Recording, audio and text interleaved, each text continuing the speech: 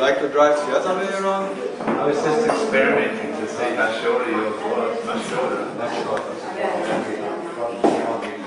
A little race. Who is first? That was slow. Well, that's really 1 kilometer less. Yeah,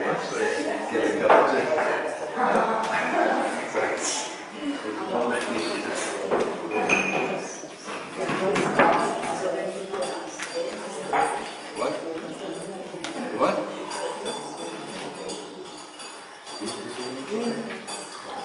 No? Someone wrote it. Someone got inside.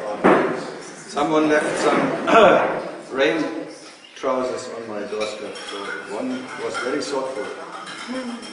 Maybe it was she.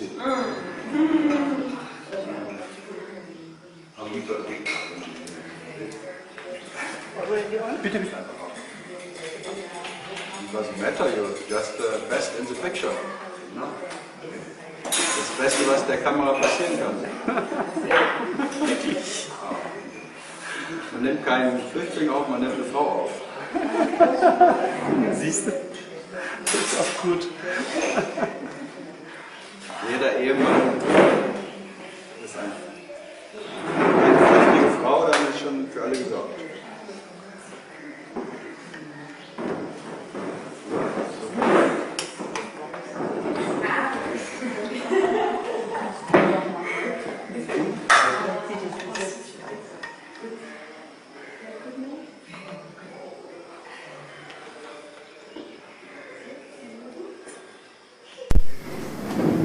So at least the weather is not so bad anymore.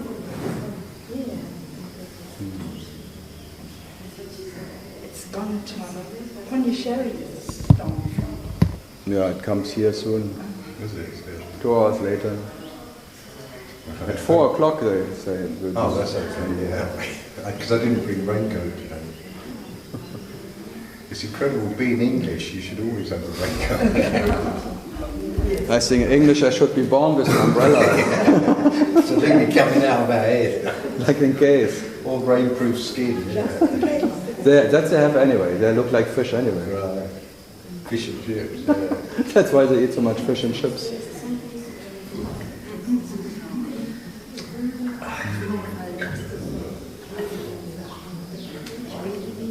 Breakfast.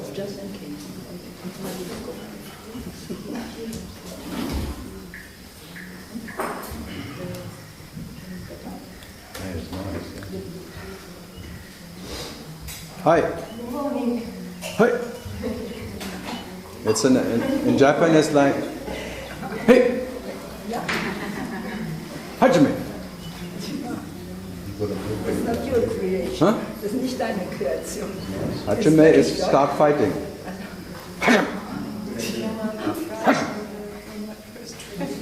20 years of Shotokan karate, I know that. Mawashi washi geri, mawashi washi yogi, mawashi washi geri. It's like a kick from the side. Side kick.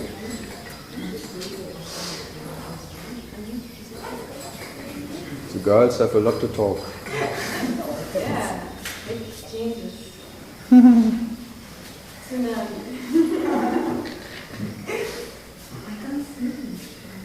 And two girls meeting is like two tsunamis meeting. They're overfloating each other. Yeah?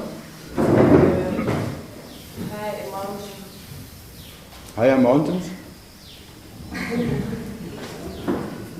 Higher a mountain, what? At school you would sit one on that side.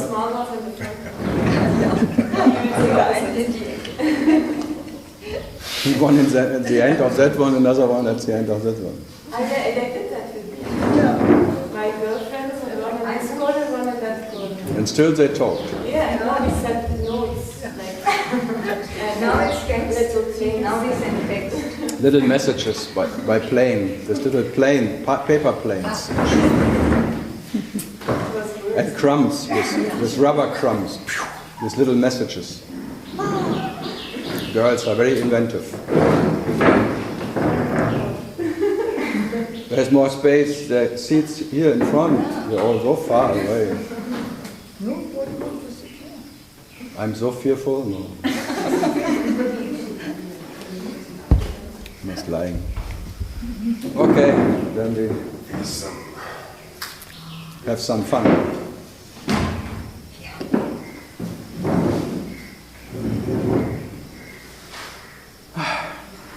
So, any questions from yesterday?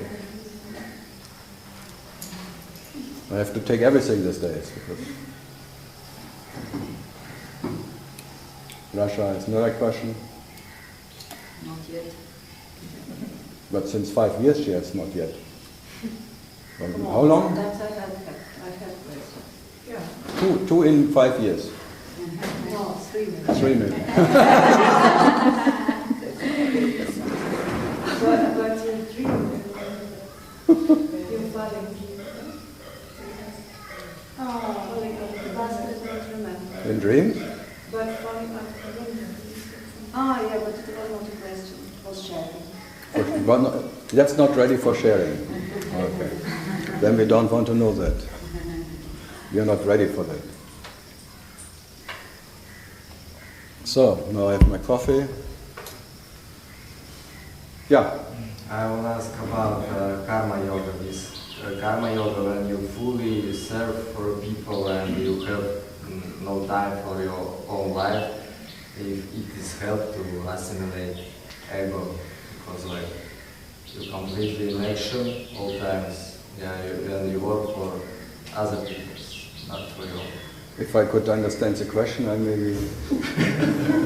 Karma yoga assimilates the personal ego of someone.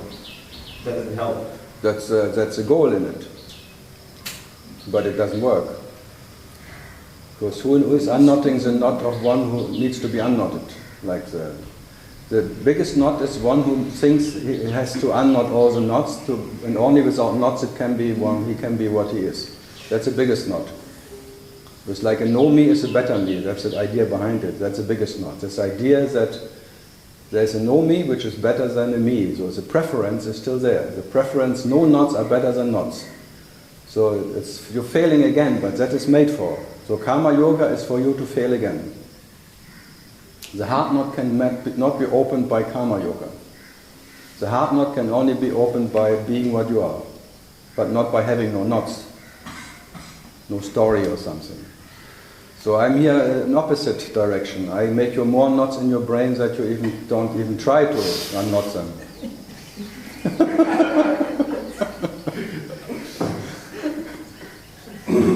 So I'm not interested in unknotting anything.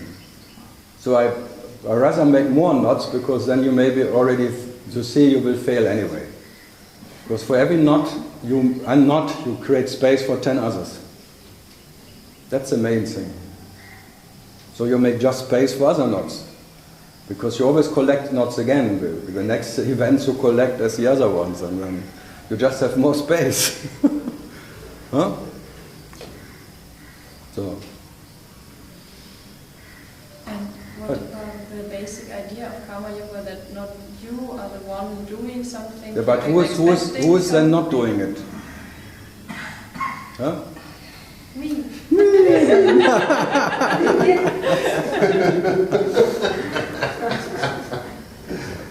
Yeah, that's called Vevu or Vaivu, the non-doing. But then came Vaivu Vai, the non-doing and non-doing, like the neither doing or not doing. That is Vaivu Vai, like this famous guy, this English lord who was racing horses in south of France. You read a book about him? You should, if your brain is ready for it. What is his name? Wei Wu Wei. Wei Wu Wei. Wei Wu Wei. No, Wei Wu Wei. Or Wei Wu Wei. Action of non-action. The actionless action. So now you got it. Good. Something else from the karma yoga masters? I got it. Like, it's also, it's just a goal for the future, because you do karma yoga. Yeah. Because you want to get something. You want to harvest in the future, so you act and you plant or unplant seeds that you can may harvest in the whatever future. It's still playing. No, it's just you postpone being what you are. And that is like a phantom, always has to postpone. Later I will be what I am. So later I will live what I am. Later I will realize what I am. Always is later. And then comes Eckhart Tolle and says now, but if now it's too late. So if now is even later. So now it's too late, but when if now it's too late, then later is much too late. But now it's too late. Because the now is already an experience which is already like a memory of whatever. Even the now comes into it's like a memory. Then you say the now of the now. You always have to make like some other things on top of it. So you have to be the now of the now. And then you ask, how can I be the now of the now? And then you ask them, am I now the now of the now, or I still there's one in the now? I am in the now, or am I the now? I now. Still, like you're just fishing for, and you become a watchdog, really, like that is Vipassana. You watch whatever you are in, it's like watching whatever emotion, every experience, everything, what is this now? Personal or impersonal, or something. So that's phantom watchdog has something to do. So give it something to do, and if you ask me, Karma Yoga is the best action for the watchdog, because it keeps him occupied. So why not? So meanwhile you can be what you are. But not because of the watchdog succeeding or doing something. So I don't deny that action. It's like you're a race driver, like Michael Schumacher. When you drive 400 kilometers an hour, you cannot think anymore. You have to drive without thinking, otherwise you cannot drive 400 kilometers an hour. Or if you're a marathon runner, it's like you run as much as there is a dead point. That you're totally exhausted, and then you die into that. So there is no one running anymore, and the running happens. It's like an experience that running happens without a runner, and without a runner there is no exhaustion. So that's the second air you get out of something. So all these techniques are getting rid of the driver or the controller, but temporary only.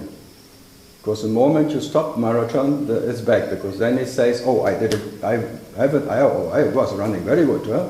Wasn't I? Very quick. And Michael Schumacher is standing on the tribune and, yes, I was winning. Because there was no driver, but who got the medal or the trophy? So all the techniques is like Karma Yoga, or it's like meditation. Like meditation means you just an active meditation, like Osho's dynamic meditation is in that dynamic that one who's meditating disappears in that dynamic thing. But then the failure comes again, because the moment you stop it, it jumps in again. So that's an actual exercise of failing. All the exercises, all the tapas, all the sadhana is just failing. So it's all like Buddha failing. Trying to know himself and always failing with all the techniques. So I like all the techniques, but not because they bring something, they just show you fail. You fail again, and you fail, and you fail. You will always fail to know yourself. And you will always fail to reach a peace you're longing for. That's what technique's made for. So even the question, who am I, is that you fail. It's a failing question. It's not like succeeding in it. Becoming one then who realizes his true nature, because you will fail again to realize your true nature, because the true nature you realize will be fake again. It's false.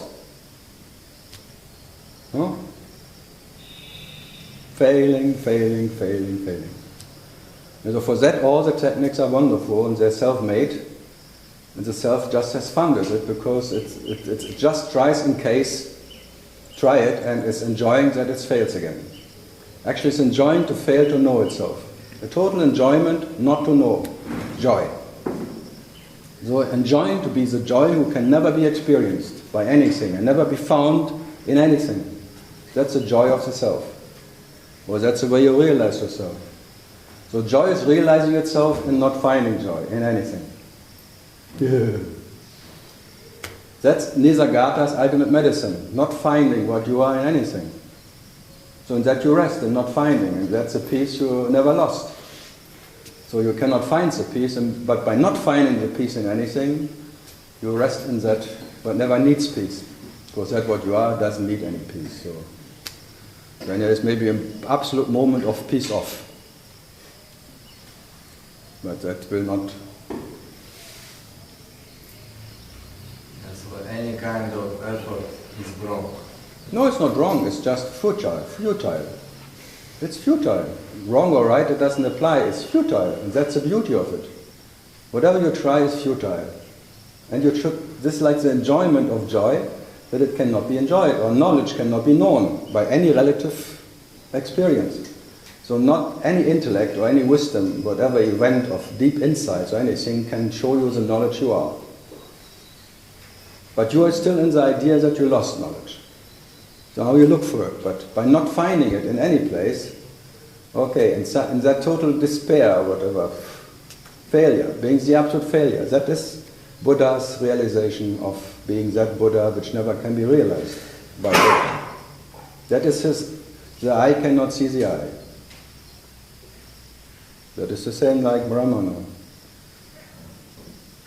So the Buddha never showed up, so the Buddha cannot be found.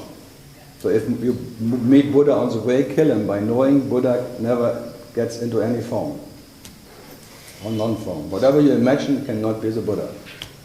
So your Buddha nature is, thanks God, can never be found as it was never lost in anything. So what to do? But you have to try, just in case, huh?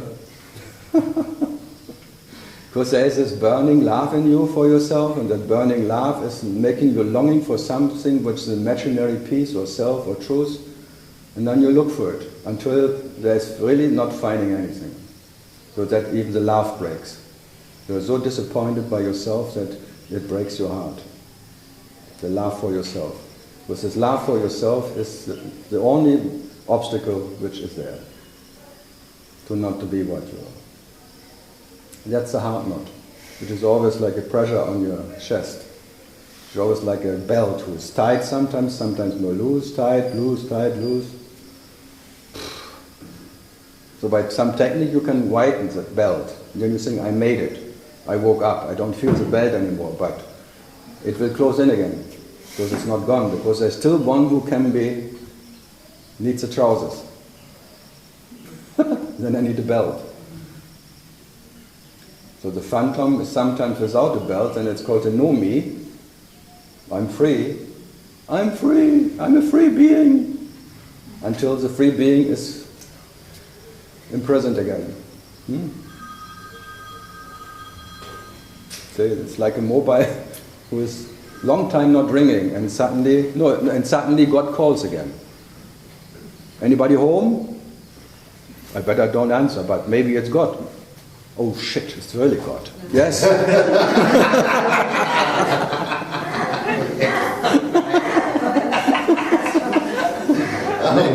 Oh, no. What now? Maybe I missed the only one in the lifetime opportunity to talk to myself.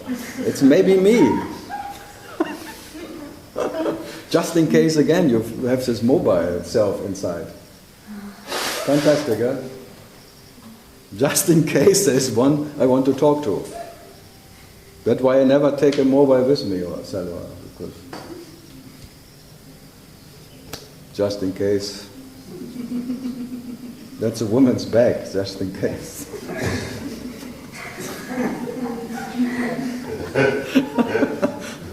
And then they're so exhausted at night by carrying that just in case.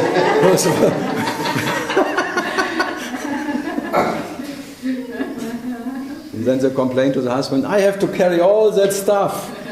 Why? Just in case. Yeah, but did you need anything of that? No, but maybe, whatever. Maybe I would have met the love of my life and I had no makeup, so I need all my equipment. When I meet God, then I have to take it away with all the things because He wants to. Because he wants to see me naked. He wants to see me as I am. Not like a makeup queen, not a So in that case, so just in case, that you don't know who you meet that day when you are out. So just in case, another question? Just in case there's one. Good. In the back, something in the back. Bangalore. Thinking. Yeah, you're a headmaster or not? I remember you're a headmaster of a school. So. Yeah, but it's in England it's a headmaster, or not?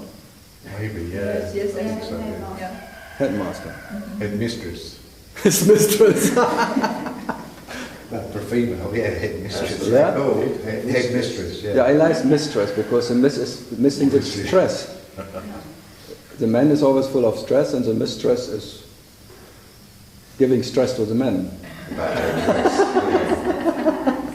It's called the me stress. Good. Andres. Another archangel, Andreas. Yes, now. Meditation is useless. No, futile. Futile. Useless I didn't say. All right. It has its use that you may experience the futility of trying. Karma yoga is futile. Yes, all futile. Everything is futile. Whatever you do, whatever is like eating, is futile because you will be hungry again.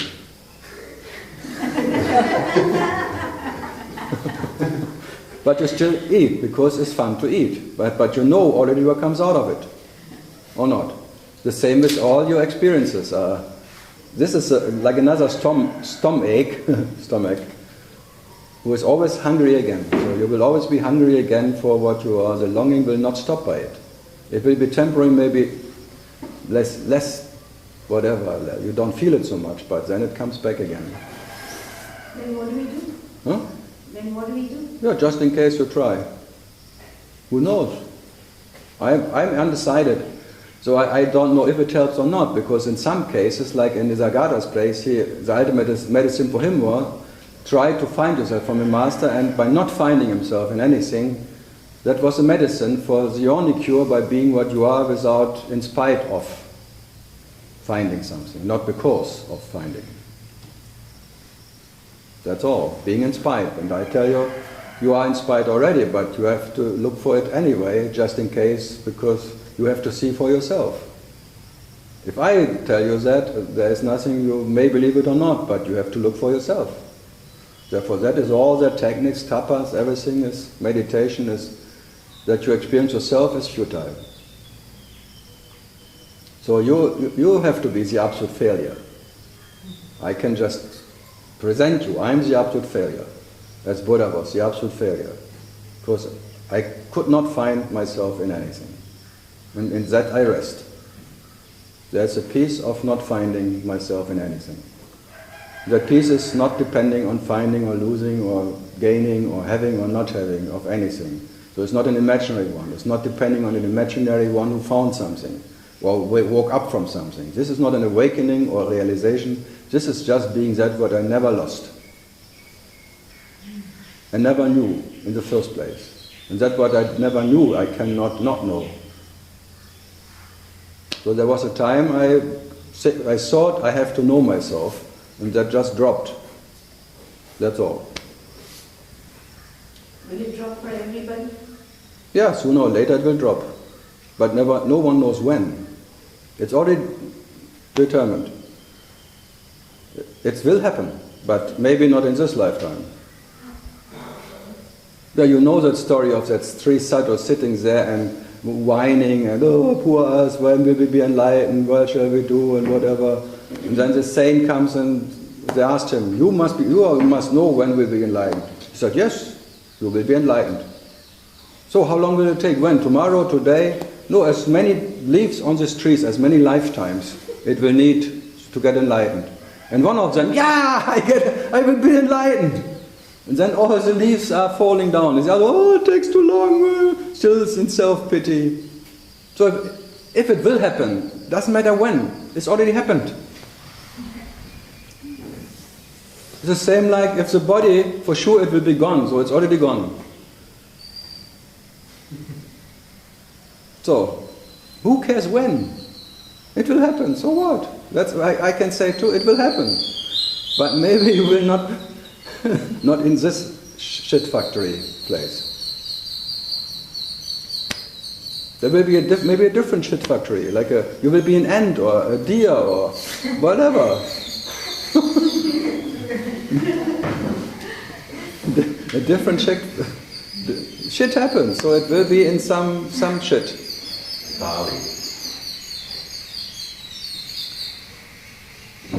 So for me it's just shit took the form of shit. So shit. In nature, shit is shit, so it's already happened. It's just an appearance by itself came by ignorance. And the ignorance will be gone one day. And you will still be what you are. As already you are, in spite of that presence of ignorance, you are that. Right now you're not because the ignorance is there and so you are ignorant. No, by that experience of ignorance you don't become ignorant. You can only experience ignorance because you are what you are. You can only experience the knower because you already are knowledge. So the knower came and the knower will be gone. That's a ship of Noah. He will ship away. Because there comes the flooding of the senses. We will be over-flooded by the senses. When you have no border, no filter anymore, you will be washed away by the flooding of the senses, which you cannot take anymore. You will be just taken by the sea. Yeah. And it's the only message I can give. Maybe you don't have to wait even, just be now what you cannot not be. By postponing it, just why don't you enjoy yourself now? Why waiting until that whatever vehicle of enjoyment is gone? This little moped. I like a moped. Yeah.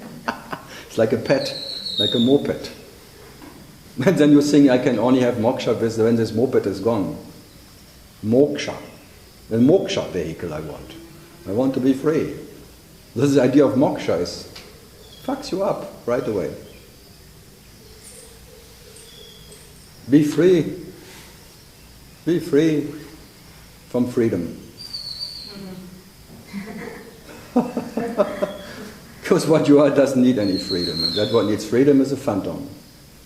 Phantom freedom. The phantom free being. Oh. May all beings are free. Oh yeah, wonderful. And happy. Nice wish. But the one who says it already knows it will never happen.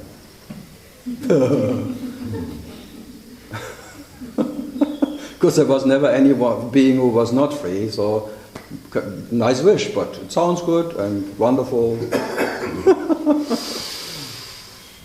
No, I think Papaji was asked, I heard, someone told me, because my girlfriend after 97 was one of them. She told me many stories, so I was not there, but she said, someone asked him, why do you still make this beginning of the satsang always, may all beings be free and happy, whatever. And he says, yeah, but I know it will never happen, but it still sounds good.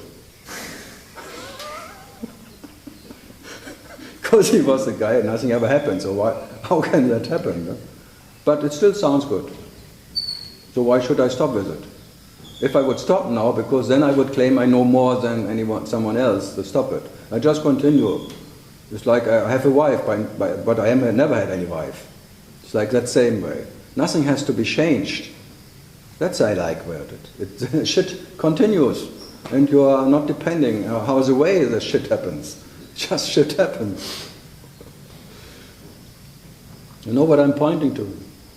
So whoever tells you, since I know my true nature, my life changed, fuck him. Just turn around and go away. Since I know myself.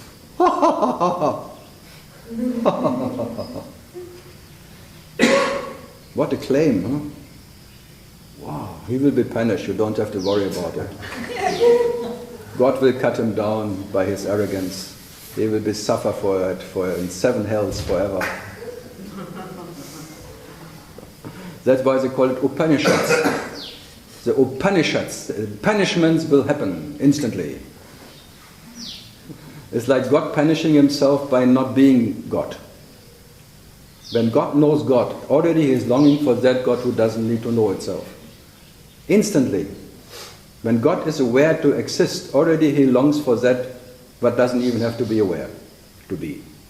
Instant longing happens. The root of longing already is when God knows God. Fantastic, huh? Whatever God then tries to become again that what is needs, it's futile. So even God action is futile. He will never know himself. Or not know himself, because his absolute knowledge was never gone. So then he tries to be everything, futile. Then he tries to be nothing, futile. Then he makes this, oh, nothing is everything, all that blah, blah, blah, blah, blah. Just to make some nice statement. I'm nothing, and nothing is everything. Oh, it sounds good again, like may all beings be free. Oh, wonderful. I realized I'm nothing, and as I'm nothing, I'm everything. Oh, I realized I'm not only the wave, I'm the whole ocean, because the wave and the ocean is not two.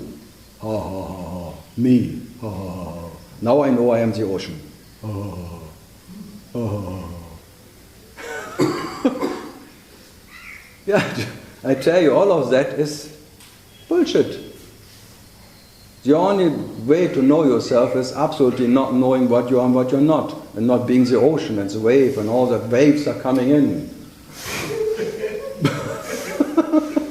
The shore, waves are coming in. The Bhagavan.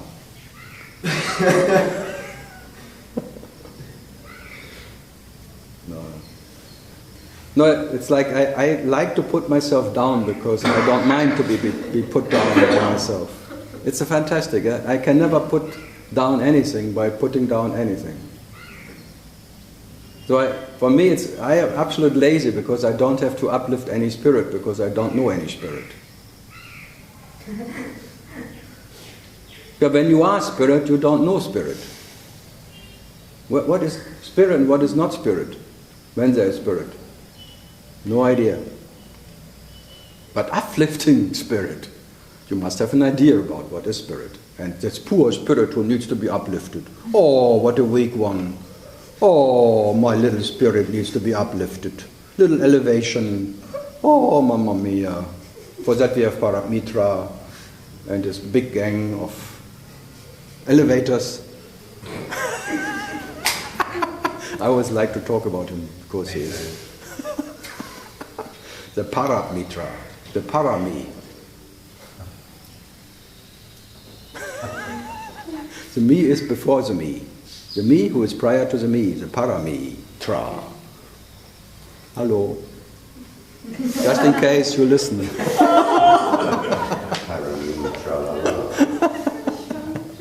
Tatra. Something else from principle, in principle.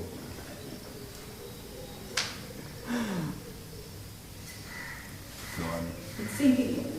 No, The futility is thinking. No need to ask it. no, but then it's fun to ask. Yeah. You enjoy the asking, you enjoy the answering, because both is empty.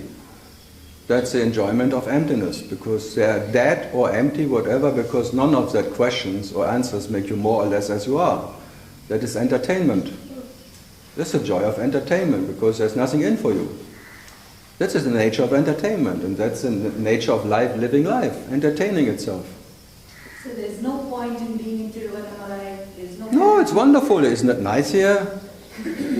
Come on. All these foreigners believing that they are...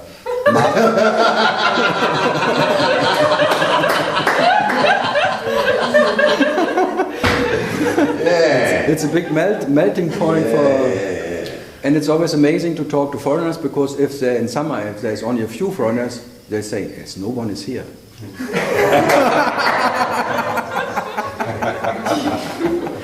That's when the Indians come. No, the Indians are always here. But when there are only a few foreigners, then no one is here. The Indians don't count. For that spiritual seekers, which are the really southerner people who can stay the summer here, in June, July, August, whatever, that is really the tapa of just getting the heat and just like a soldier, the frontier, I will hold my front. Without AC. Without AC. Without AC, because AC means weakness. You have to show strength. No fan. No fan. Nearly the fan, because the power cut was always 8 hours in the hottest time. And no battery, no backup battery, nothing, because that is weakness. I don't need backup. I'm here for truth, not for some wimpy stuff here. And that guys you meet on the street here in summer, and then, thanks God, no one is here. Only some asses. And the natives. And the natives. The Aborigines maybe, it's like the Australians. There was no one before us in Australia. Yeah, the same arrogance, like Columbus discovering America. Indians don't count. The Redkin. I like that. Westerners get really beaten up. They really believe they have to be without AC in summer and think this mindfuck, because they're very good in that. Very good. I think they're headmasters. Oh, wait, no ways. There was one bird before. He wanted to break through. That's like a seeker who wants to go break through. Another one bites the dust. Mamma mia. The Livingstone seagull. Yeah. The seagull. Jonas. Jonathan. The seagull. Not Steven Seagal. The new avatar. Imagine, if Steven Seagal can be an avatar, confirmed by Sai Baba. Bravo! Action movies. Now as an action star, it's like Jim Carrey is Awakened by Eckhart Tolle. Wonderful. I like that. Hollywood, Bollywood, everywhere. Yeah, if Reagan becomes the president of America, then Jim Carrey can at least be awakened. Yeah. You couldn't make it up. No, you cannot write a script like life is writing a script. You cannot imagine what. Come on. An Austrian, a double nigger from Austria, becomes governor of California. A double nigger. Schwarze Neger. Means schwarz means black, and neger means nigger. So, schwarze nigger became the governor of... Call a nigger a nigger. What's the double maximum pigmented? Double maximum.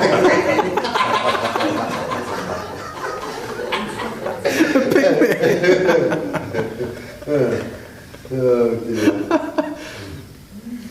When there was an election, I think 2002 or 3, I was in California, in Carlsbad. My first talk was in Carlsbad, near San Diego. So in Carlsbad, yeah, in California, yeah. Wonderful. So they asked me, what should we really take this Mr. Schwarzenegger as a governor or something? Say, we made once a mistake to take an Austrian into our country. Like Hitler was Austrian, so Germans took Hitler and then Schwarzenegger. But he was not so bad, I think. At least he lost his wife meanwhile. Mrs. Kennedy. Kennedy or Kennedy-net. Good. Andres, still nothing? Just enjoying again. Lazy bastard. Not contributing.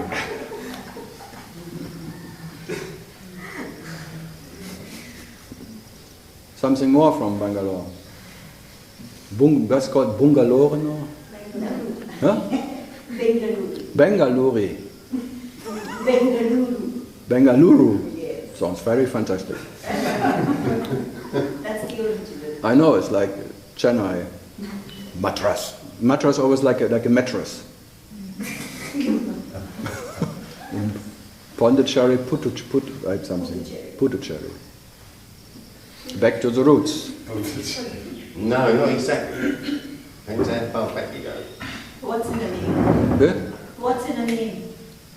Back to the roots, what's in a name? I don't know.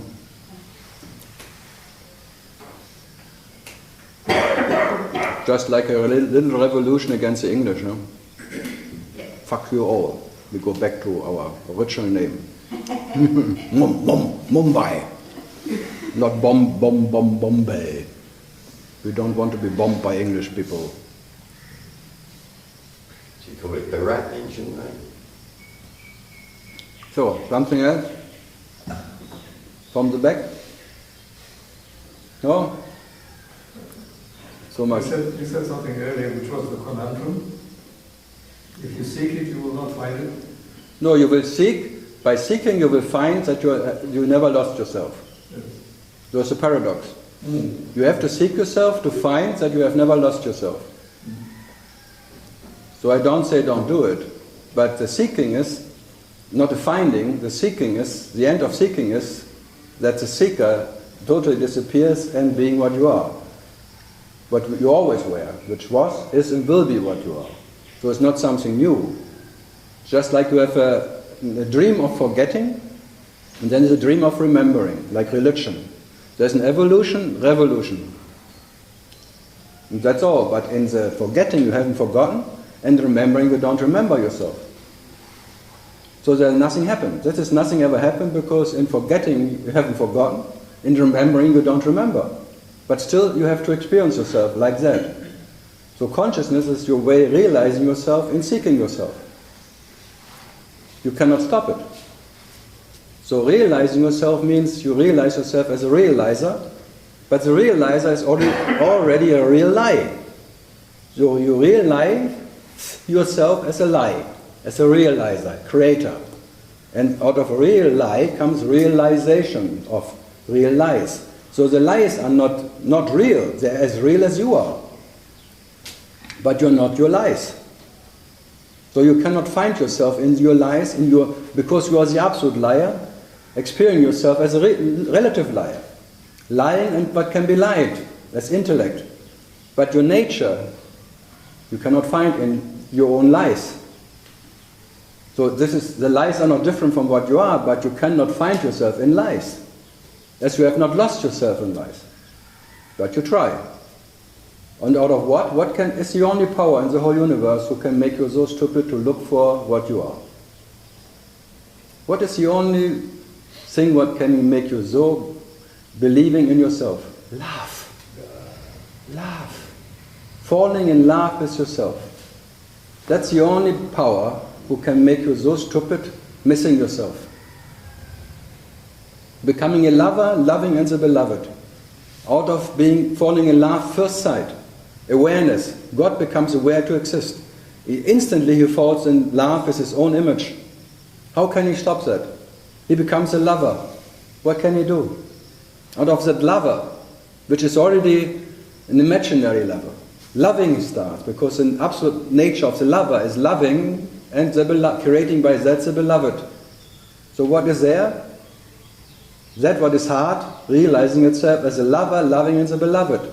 But you can never find yourself, and then you try to make it an unconditional love. But you will always fail. There will always be a condition, because even that it has to be an unconditioned love is a condition. Fantastic, huh? So you trap yourself permanently in your love trap. This is actually the absolute trap you cannot escape. Even not loving yourself is out of love. So even breaking that love is out of love. It's too late now. This love affair with yourself happens. This is the way you realize yourself. And sometimes it's a hate affair. So sometimes it's a love affair and sometimes a hate affair. And you cannot have a love affair without a hate affair. Both come together. So You better be in spite of that, what you are, because your love affair will not end and your hate affair will not end. So your unconditional love side is the absence of a lover, like an impersonal love. And the presence of a lover is a hate affair, because you hate to be in love with, you hate to exist.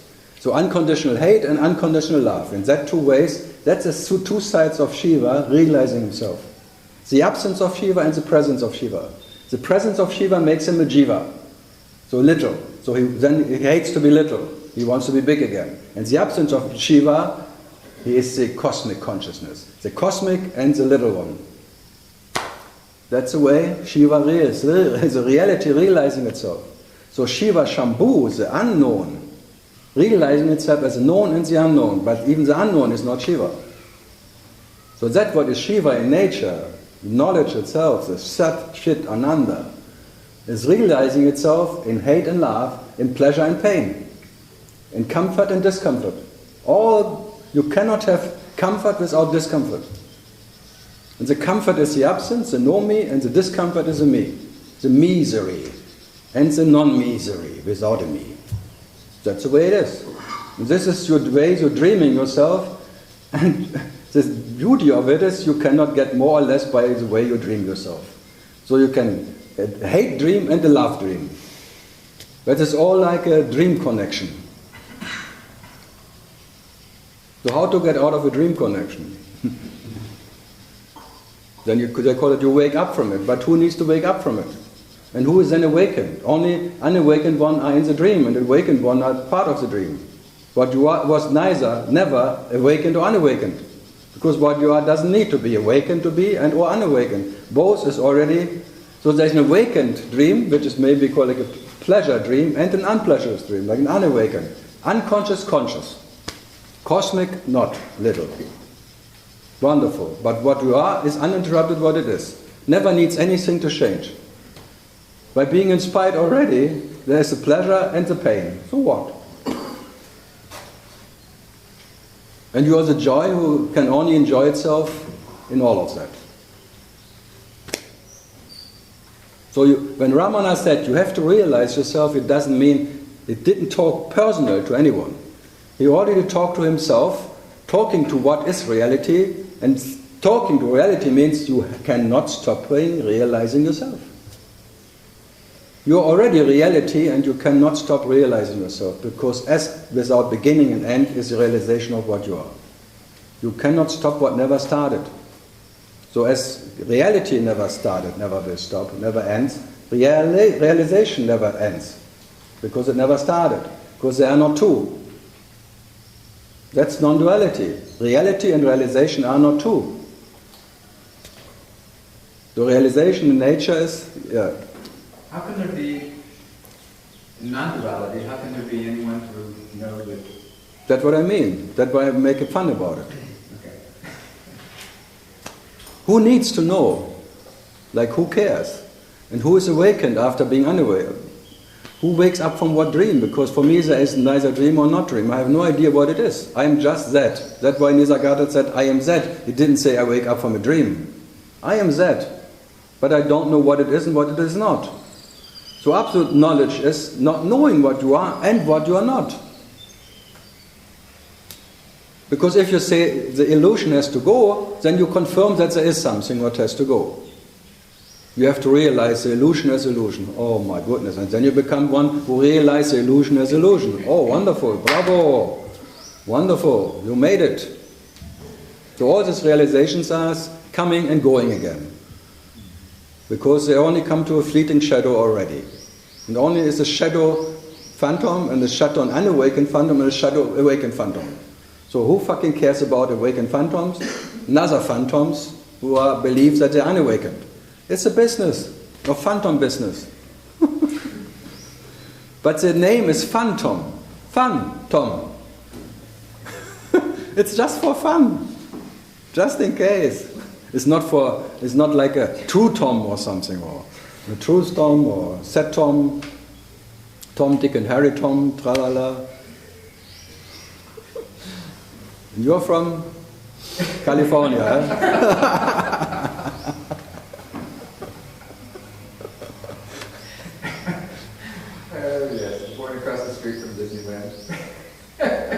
Florida. No, in California. I like California. The first, yeah, I went to 1980 to San Francisco. Bloody. That was still fun. Now Google Town, I call it. Not Silicon Valley anymore, it's even Google Town. There's that high Asbury and all that. Aspen? When did you go to the 80s? 80. Was that all that acid thing going on? No, it was already over. You only saw the vegetables walking on Haight Street. Yeah, you said. That's called vegetable time. It was all the leftovers from the late 60s, early 70s. They still walked on Haight Street, but as vegetables, because they didn't know anymore who they are. Vegetation, meditation. Yeah. They made it. Undecided state. No, they're still vegetables. I think it's not so it's not so much fun. Fried. It's like you burnt out something. It's just like you have. There was something, but now it's a peanut. Acid. That was called acid. You are. Jobs and all those people attribute their. Normally, the acid you should use to clean the toilet, but not your brain. So some good did come of it. Yeah. It's more I have the feeling I'm failing in trying or not trying or whatever is happening. I put more effort. Like I don't know, the effort is getting less. You try to exhaust yourself, but you will never exhaust yourself. You will fail, but you even will fail in trying to exhaust yourself. Yeah. Because what you are is unexhaustible. Try harder. What I can, I don't know. You cannot do anything. Everything is already done to you. You are already raped. Every day you get raped by yourself, and if you like it or not, you have to do even what the raper doesn't want you to do. I still have the feeling that there is getting less effort into it. Yeah, but there will be no end to less effort. There will always be too much effort. Even no effort is too much effort. It's like a success story. It's like some people come to me, they're very old and say, oh, I have much more peace now, less effort. I say, yeah, that's aging, because you have less energy. That's all. You cannot bother anymore because you have no energy to bother anymore. But you is 19 years old, it's quite early.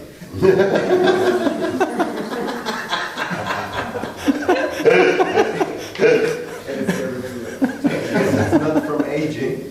It is aging. You have always get older. Maybe you age faster because your energy was very low anyway. He's German, but grown up in Spain. What can you do with a German who grew up in Spain? You must be exhausted very early, because Germans don't belong in Spain. Huh, Andres?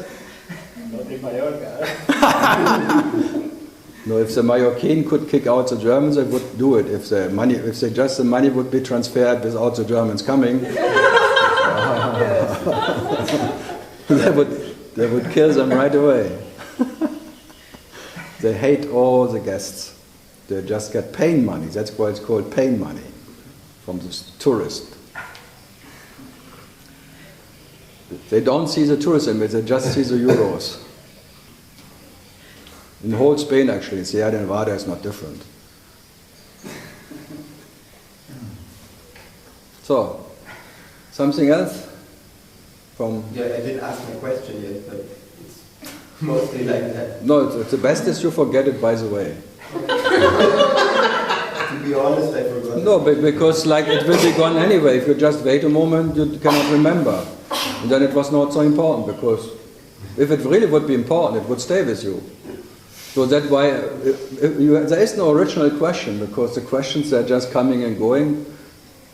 And if you don't right away keep them and ask them, they will be gone just with and without answer. That I like, because my answers will not... They're as questionable as the questions.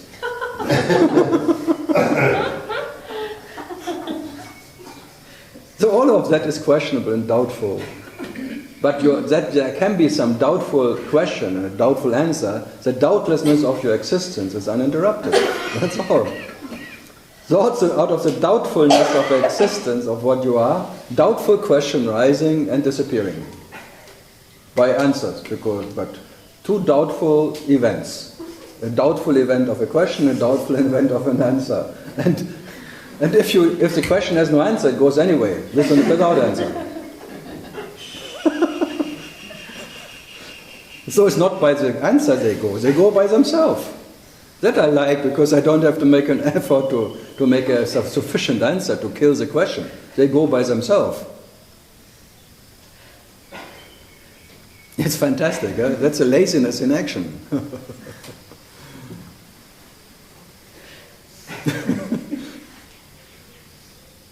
Yeah? Yeah, let down. No important questions. But I like these unimportant questions. Just they have no weight. That's why they are not important. They're just like the unbearable lightness of life, of existence. They're as light as you are. They're levitating. They have no weight. They're just like a balloon, like poof. Like a balloon goes up and then by itself. That's why he's so exhausted, because he blows always up the balloon, then he has to blow again, because he has important balloons. He's a balloonatic. Some are only lunatics. They have only a full moon, but he has a balloonatic. No, you really caught me, huh? I have an very important question.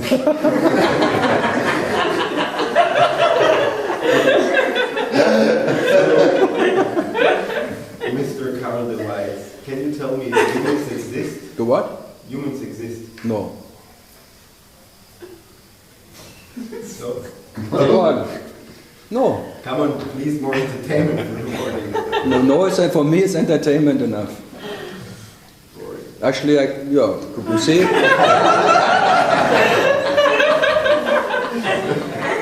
They don't come for real answers, they come for entertainment. And they don't even pay for it. I think I pay for that, huh? There's no pay TV here. You can pay, there's a donation box. But the stingy questioners having this importance that they think they need to be entertained for no donation even. And then complaining about it, huh? That's arrogance I really like. I love it. This total, I am a seeker of truth, and my questions are very important, and I need to be entertained. I need sufficient questions and answers, and because I'm fucking important, because my truth search is so important, and my little seeking is such a humanity will, whatever. Like Eckhart Tolle, I will be the next Eckhart Tolle. I will make the new urge with him. Fucking self-importance, because that he will be punished. That's why he's so exhausted, because God is beating him up already because of his little youngster being self-important questions. So he don't have to worry about the punishment. He will punish himself already, and that he's so exhausted by beating him up every day. God don't have to do it. No. You're doing it for him. Yeah, what's the difference? What's the difference? What's the difference a day made? Da, da, da, da, da, da. Good. Andrew, something? No. Not at the moment. Not this Maybe moment. another moment. Japan, good? Yes. Okay. As long Eve has apples, everything is fine. How introduce this devotion? Devotion? Yeah. What did how you can introduce devotion? You will be punished by devotion. Yeah. Because devotion is arrogance. Devotion means you have something what not already belongs to God. You think you have something what you can give to God. That's arrogance, and by that you be an arrogant seeker who will be punished by being arrogant. Because you, in that moment, you're not what you are. By your devotion, as if you have something to give. So devotion is quite tricky, because it's quite arrogant. Me having something, this ownership. Come from the me. Come from. Yeah, the ownership. So you want to give something to God which is shit, because whatever you can own is shit, but you want to give it to God and He doesn't like shit. But God is creating. There is no creation, or God never created anything. But you want to give Him shit, and you think He is pleased by your shit, and then you get something what you want. It's like a little business. But you give Him shit and you want shit from it. You want to transmute, you want to be an alchemist. You give shit and you expect knowledge. And you say, fuck you. Then you really fuck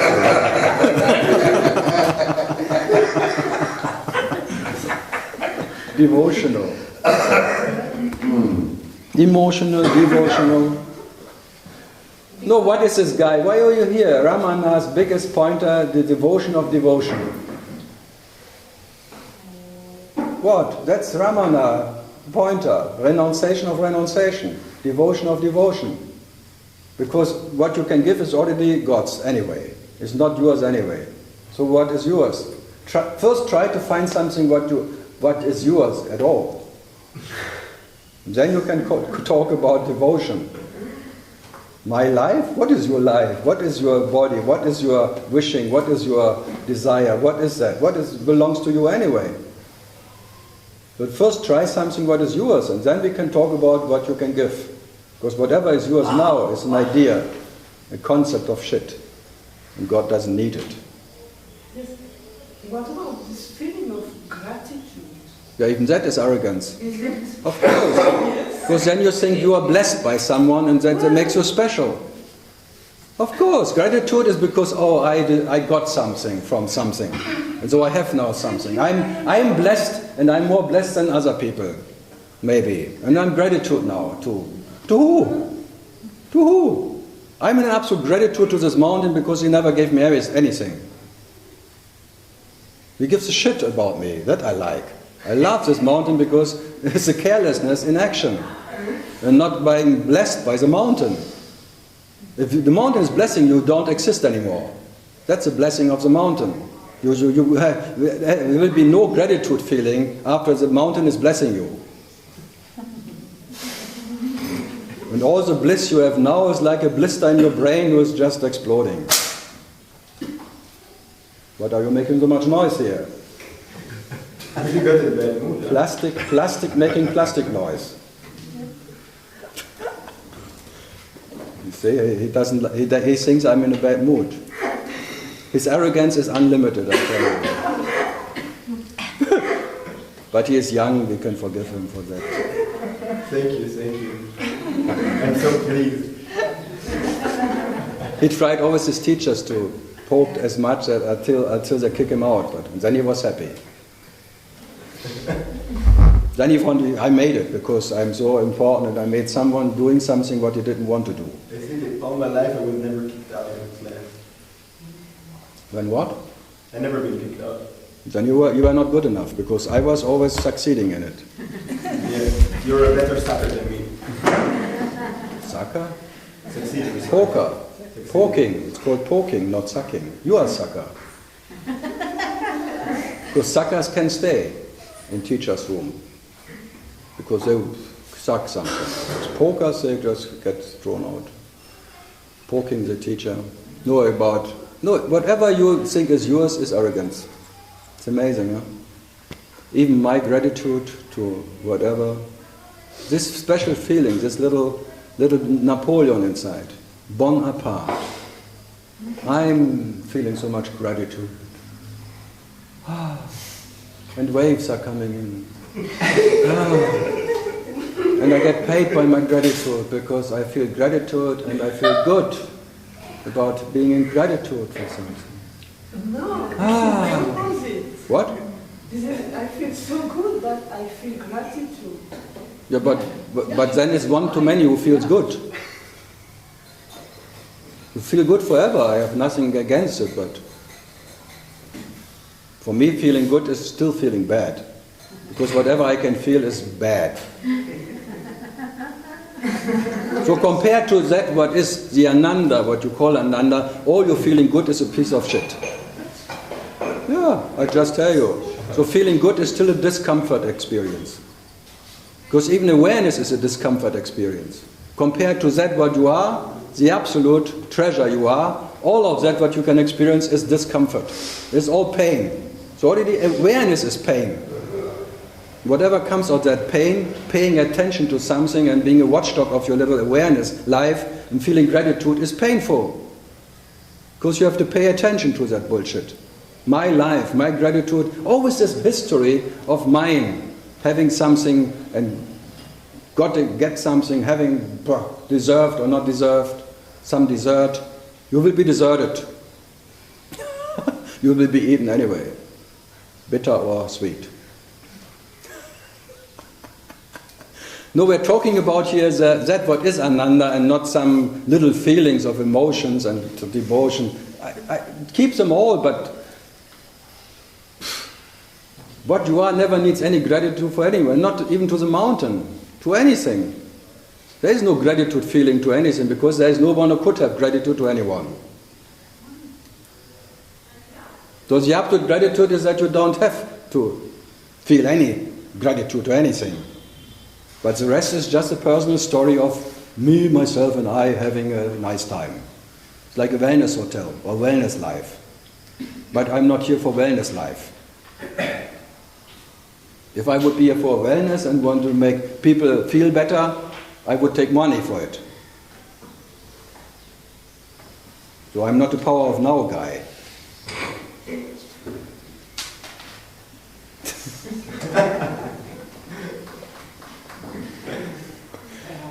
No, here you have to be feeling bad.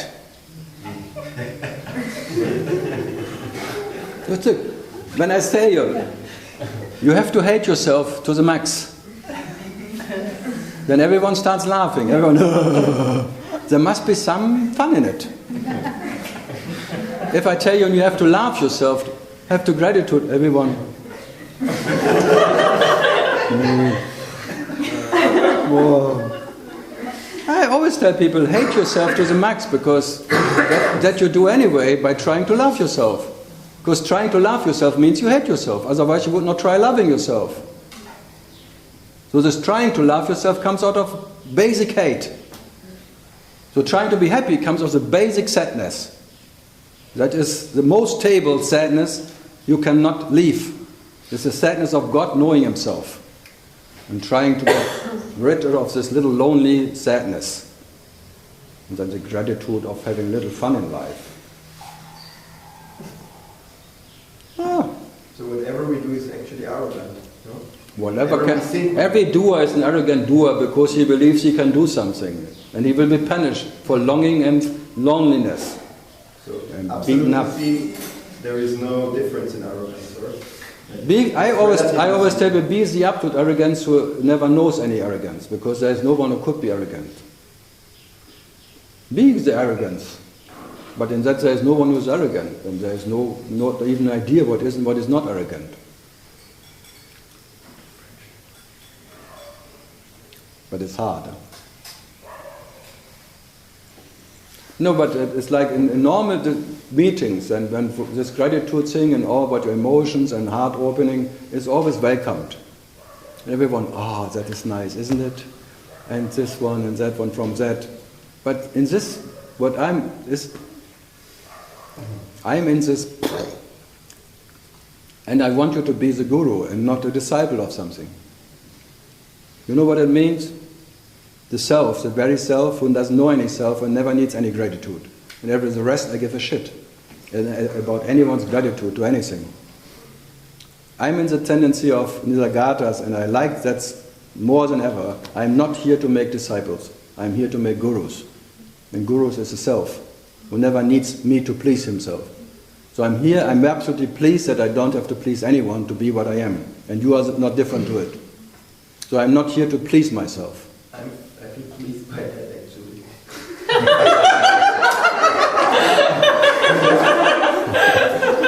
Sorry, it was not meant, especially not in your case.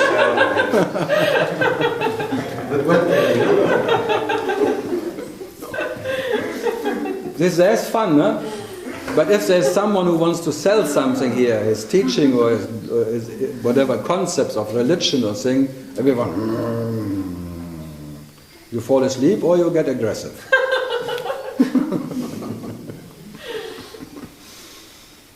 No one of whoever comes to me can give me anything or take anything away, and that's the best. And I cannot give or take anything away from anyone either. So no one has to feel any gratitude to this guy, for sure not. As I don't feel any gratitude to the whole universe, not even God. But if you have gratitude,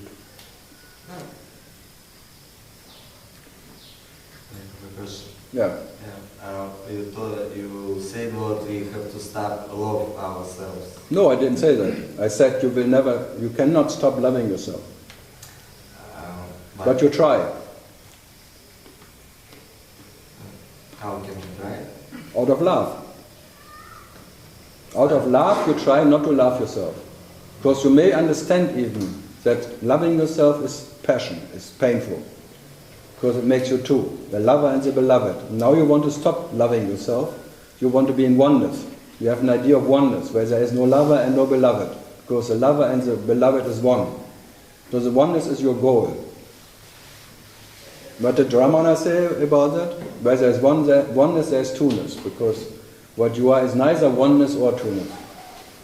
That's why it's called not oneness, it's called without a second. But it doesn't mean there's one. But your tendency, the preference is always oneness. Your loving tendency, the lover wants to be one with the beloved. You want to melt, you want to disappear in the beloved. Or the beloved should disappear in him, disappear. For that, all the sex of the whole universe happens. Just for that moment of disappearance. This augustic absence of separation. And then you try again. And some of these augustic events come by understanding, by sex, by whatever. But all of this is the sex of consciousness. That's why in India is a lingam, the yoni, and then what is the information coming out of both. The light, the space, and then information. So the lingam is like the light starts to vibrate in the yoni and creating the whole universe. Out of what? Out of the tendency of love. So all the tendencies are tendencies of love, where the lover, the God, trying to know himself, and that way realizing himself. Moment by moment, in the whole universe, in all tendencies, is a love tendency of God trying to know himself. Trying to be happy, because happy means Ananda, and Ananda would be knowledge of himself. But he cannot reach Ananda, he cannot reach knowledge, he cannot reach that what is self. But he tries. He cannot not inquire. So consciousness is an inquiry of inquiring, God inquiring into his nature, but he will never find his nature. Because in finding it would be two. One finder and something what can be found, and that's impossible. It will be relative. So the absolute nature of what you are can never be found in any dream-like realization. Yeah. Do you think that except of deep sleep, is there any moment of oneness where it's relative, it comes and goes? 90% of the day you are in oneness. 90% of the day.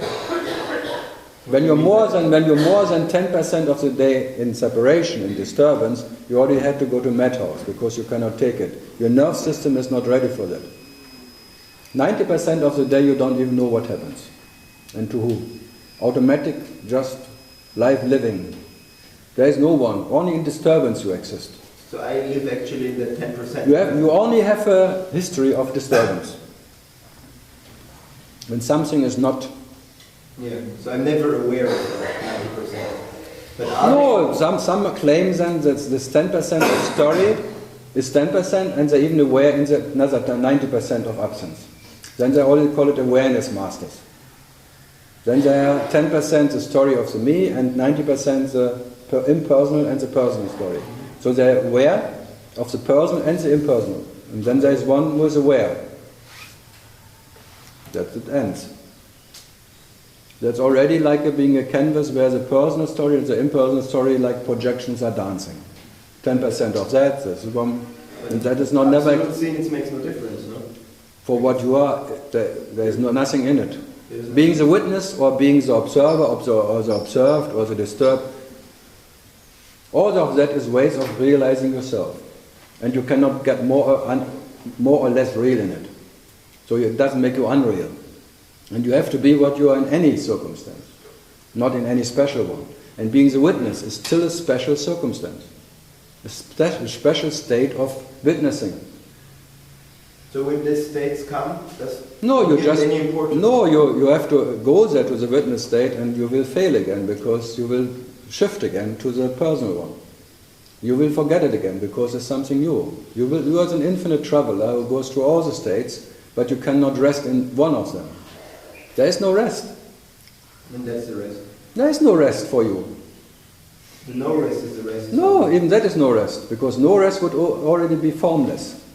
So what is that? Formless is spirit, just formless spirit. There you can rest for a while, but what you are is not formless spirit, because the form, the information waits for you. So the non-resting waits for you. So there's rest and no rest. But what you are cannot find rest in no rest or in rest. Because the rest you can find will go again sooner or later. And the awareness is another restless whatever, it comes and goes too. And the question is always who needs that advantage of being a witness?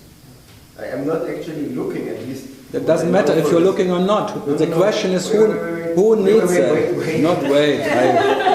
I'm not. Whatever starts with I don't and I actually don't, it's already too late. Actually, it's a story of Jonah and defining himself. And the defining Jonah is what? He always wants to be finer. That's all. Finer shit. More diarrhea, maybe. Before it's constipated shit and then it's finer shit. It's called diarrhea. I'm getting diarrhea. Of course, diarrhea means speaking without filter.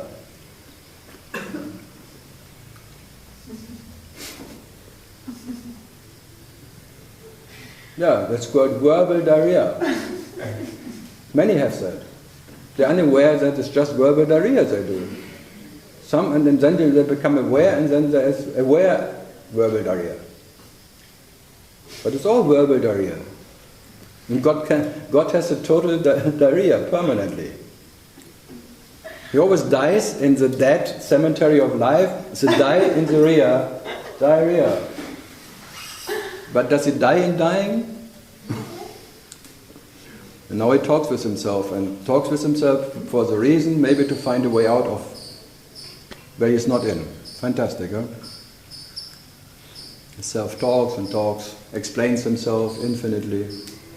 When these moments of lack of rest. At night you have rest. In the absence of you, there is rest. Yeah, but the rest I'm aware of. When these moments come, what shall I do? Fuck it too. Yeah, fuck it too, but... Fuck it all, actually. Because you are the absolute fucker who cannot fuck himself, so fuck whatever you can fuck. Especially fuck the fucker who can be fucked. That's fact. So just fuck it. No, by being the absolute fucker, you are the origin of all the fuckers of the world, and you are the fucker anyway, who fucking himself infinitely. You are the fucker, the fucking, and the fuck, and that's fact. It doesn't matter how you fuck yourself, you will fuck yourself.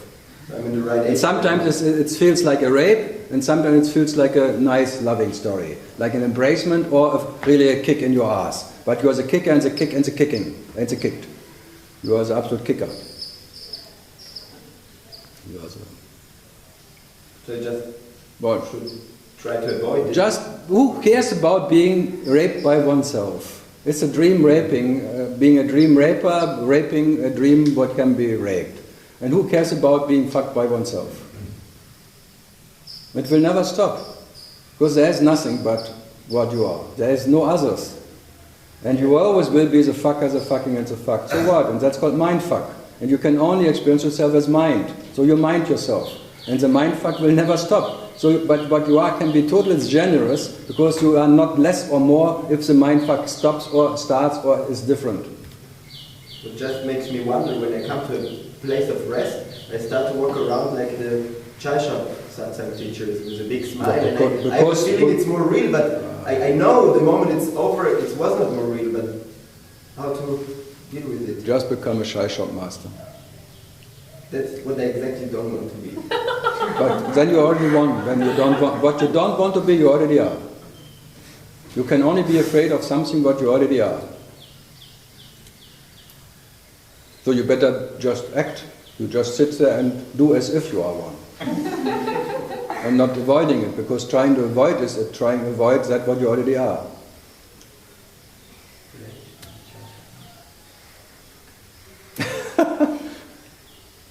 Then there are always on every table at least 4 shy shop masters who know better than anyone else what Ramana meant and what the mountain is and all of that. Whatever you find around this mountain are experts, but they're called experts. Yeah, I find it terrible, but when I'm in a moment of rest, I'm much more weak to fall in their hands. Let's call it like that. So who gives a fuck of falling in hand of a shy shop master? Then you're more arrogant because you think shy shop masters are not so good and I'm better than them. That's the biggest trap. I'm better than a shy shop master. So I'm a better master because I don't like to be a shy shop master. I have this power of discrimination because I don't shy shop master and I don't want to be one, so I must be better than a shy shop master. This little arrogance is really painful. Because you like to be a shy shop master and you would like to sit there and talk like that and just enjoy it.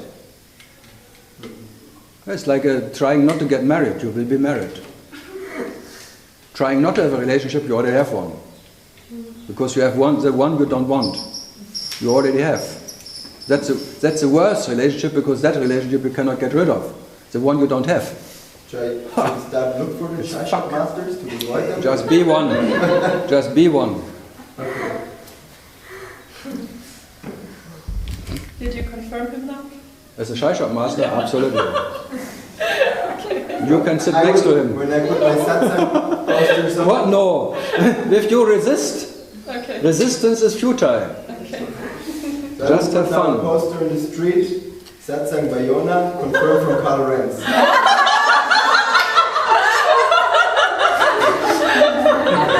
I think in January someone comes who he liked to have been confirmed by me. Arthur from Moscow. Arthur was confirmed by you? Huh? Arthur Sita. He came in Moscow 4 or 5 years ago and was sitting there and looked at me. Hey brother. I say, oh, fucking brother, who call you fucking brother?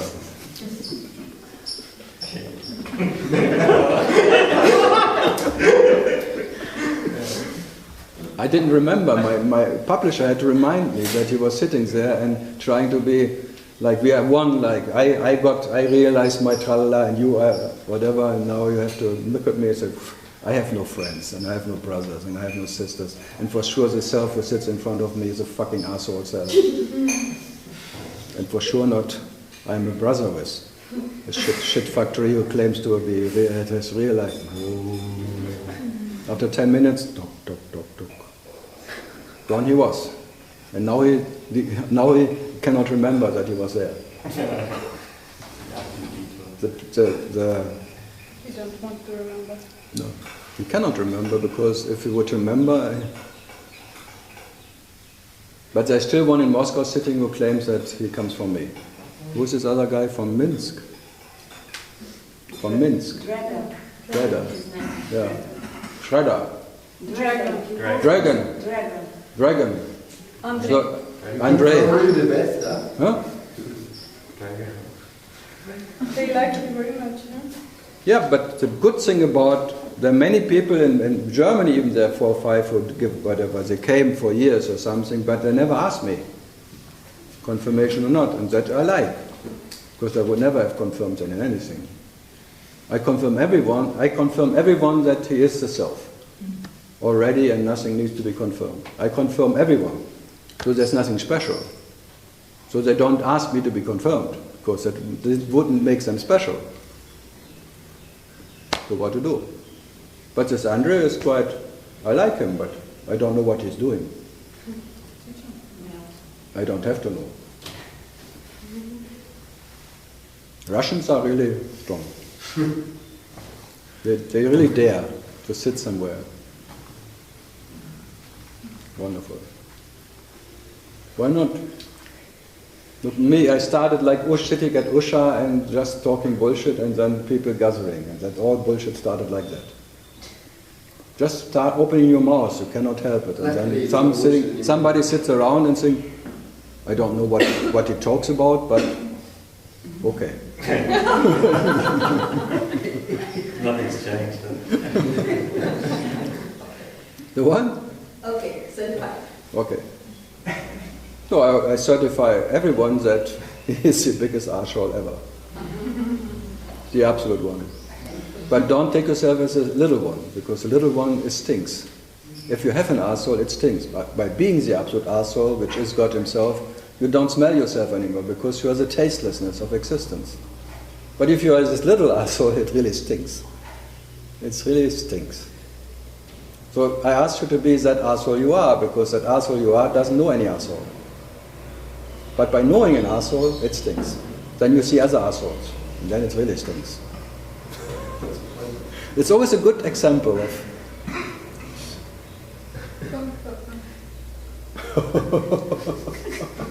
It makes her tired to be. You really I would get tired too if I would be a little arsehole who want to sit on the big toilet. You will be flashed away. That's called the flooding of the senses. You cannot be as a sensor leftover when the senses are really taking you. Like every night you fall asleep, actually it's like you're oversensed. You step into the innocence, which is the leftover of what you are anyway, innocence, and all the senses drop by themselves. So every night you are in spite. And every morning you fall in love with that shit factory again. And then, okay, one day more. Maybe today I get rid of it. No. Then you think when I die, then it will be over. No, then it just will be another shit factory. In whatever way. So what to do? Shit happens. Yeah, something else? Harakiri? I like harakiri. Getting into the hara and then getting the life force and then chopping the head at the end. Wow, wonderful. I like that movies.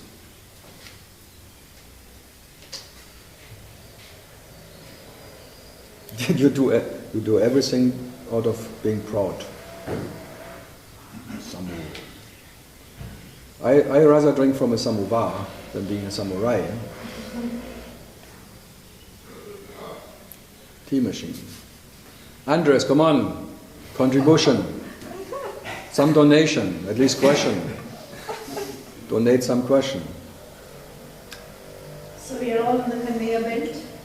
In what? We're all on the conveyor belt. On the Conveyor loop. belt? The loop. Loop, whatever. The roller coaster. All of us. Roller coaster, whatever. And then we just get off when the time... No, it's like a circus.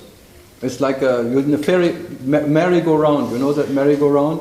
And some sits on a horse, some sits in a car, a little one, a bench, and on a duck or something.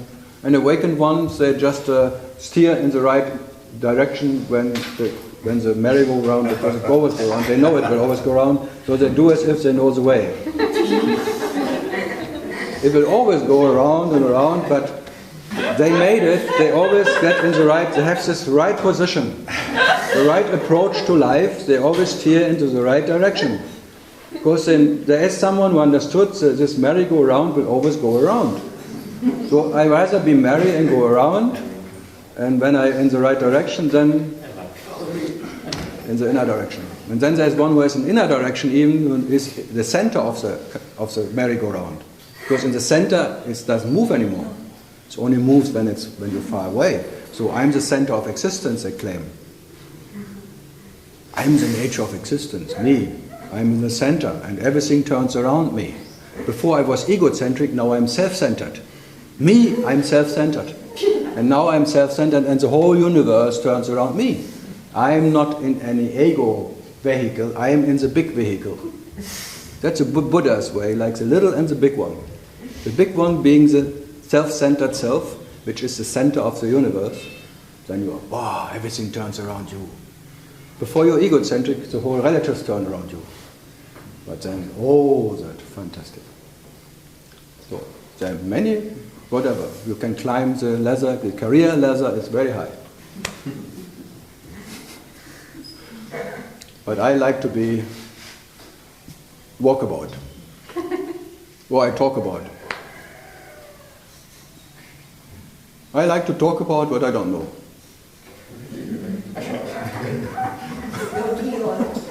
Because it's unlimited. There is no end of talking about what I don't know.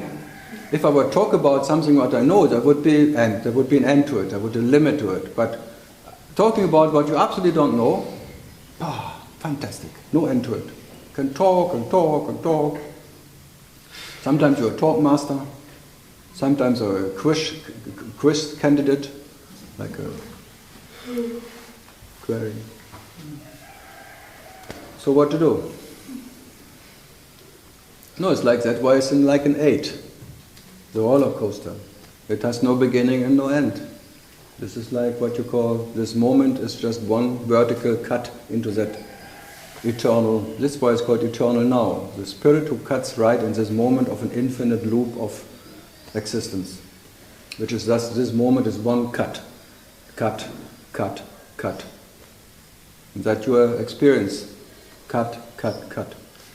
So everything is already there and not gone by going and not coming by coming. It's just a cut, one cut. It's like in the movies, they make action, like cut, action, action, action, action. There is no reaction to it. There's only action, action, action, action. And you are the absolute actor as consciousness, acting as everything and nothing. It's an absolute act, not sister's act, it's consciousness act. So what to do? And you cannot escape what you are. So you just cut, cut, cut, cut. That's called Calcutta. You become a Calcutta. So you always have you're up to tart in front of you. There's one cut of the tart, but the tart cannot satisfy you. You just cut, but you can never eat, because what you are never needs to eat. It's fantastic, huh? It's always not hungry, but still it has to a tart in front of it, and always a birthday party and then cut. And then you eat and eat. It's like a never-ending story of eating yourself, in spite of not being hungry. This paradox you cannot solve. You still have to eat in spite even of not being hungry. In spite of, because your nature, you are that satisfaction itself, you still have to try to get satisfied. But who cares? Just in case, you just try, even in spite that you don't need it. Especially because you don't need it, you enjoy it. So what to do with it? So all this doing, we don't accelerate the process? You try. I have no idea, just in case. I'm undecided. If you do it, it must be okay. But if you ask me if you can attain yourself by it, no. There is no process in the self. There is no evolution. So if you believe in evolution, that by evolution you can become what you are, it becomes an evolution. Because that is an idea of that you can be attained. And by that alone you make yourself a relative object of time who could be attained and owned by someone, even by yourself. So the very idea that you can know yourself is hell. You become your own devil who creates your own hell by believing you can be known. So no one else can trap you so very well as yourself, being the devil himself, creating your own hell of wanting to know yourself, out of love. So even the devil wants to be God. That's why it's called him, he's be God.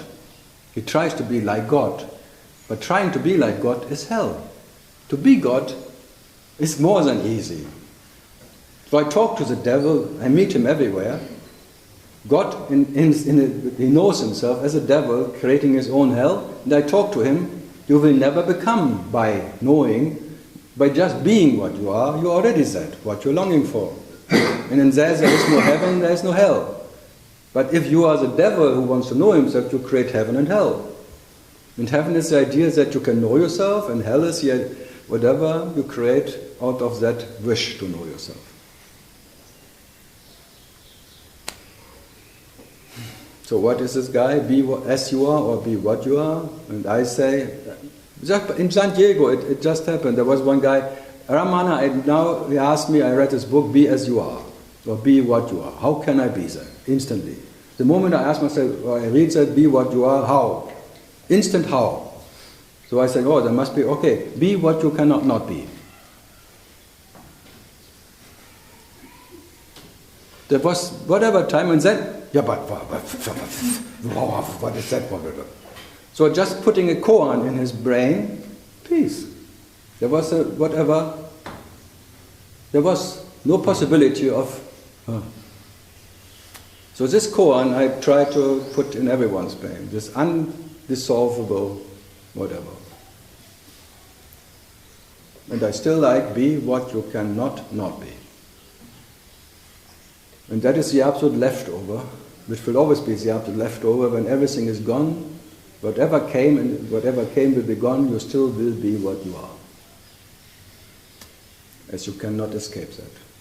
So that reality you are, that para-Brahman you are in nature, cannot, even if he withdraws everything, like a spider withdrawing his own net of all that attempt to know himself, the moment the spider gets even withdrawn into that, where even the Brahman gets withdrawn by being the para-Brahman.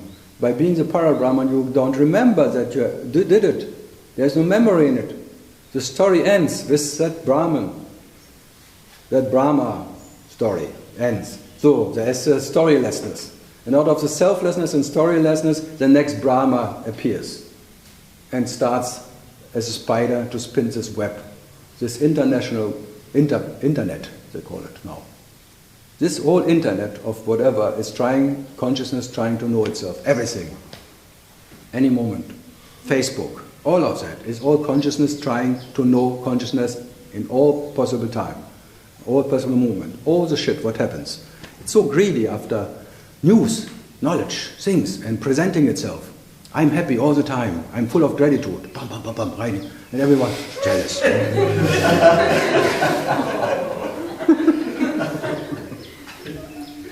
I like Facebook because everything is showing off.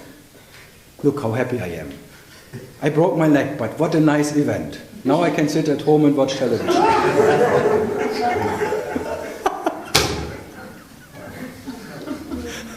went on Facebook. What? You went on Facebook recently. Every day. But I'm not on Facebook. But I have five pages with my name on it. 5 pages with my name. I have to check what they're doing with me there. Friends of Karl Renz. How can I? And your friends. We try. Even in French, amis de amis, but what can I do? I'm not on Facebook. I cannot stop it. If I would be on Facebook, I could make comments, but I'm not on Facebook. But I have to see it anyway. What to do? I like it. Everyone can call me anything, even Karl. In that sense, I cannot get out of that preference to be Karl Renz. It's a total fucked up Renz. And no concurrence. Yes. And no tolerance in it. Yes. She called me the shadow of Toller. And thinks she could me offend. I'm even better as a shadow of Toller than Toller. No, this is again misunderstanding. I thought it's opposite. No, you said the shadow. You said I am the shadow of Eckhart Tolle. I understand all this. But I like much more to be the shadow. Yeah? Okay, that's my blessing. Because the shadow.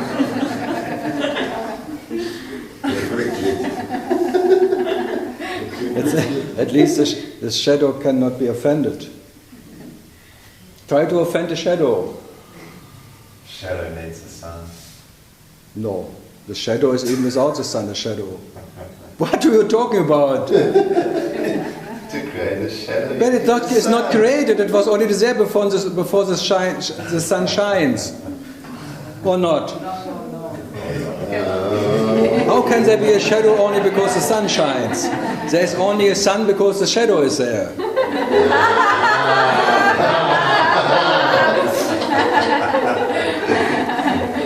I tell you, the darkness is without sun. But there is no sun without darkness. Come on, there is no light without darkness. But darkness is without light. That is true. No, so the shadow is part of the darkness. They are part of. Where the light cannot reach it. That's true. Yeah. Shadow is part of. No, the shadow is never part of anything. No, shadow is The shadow. Fuck you. The shadow is never.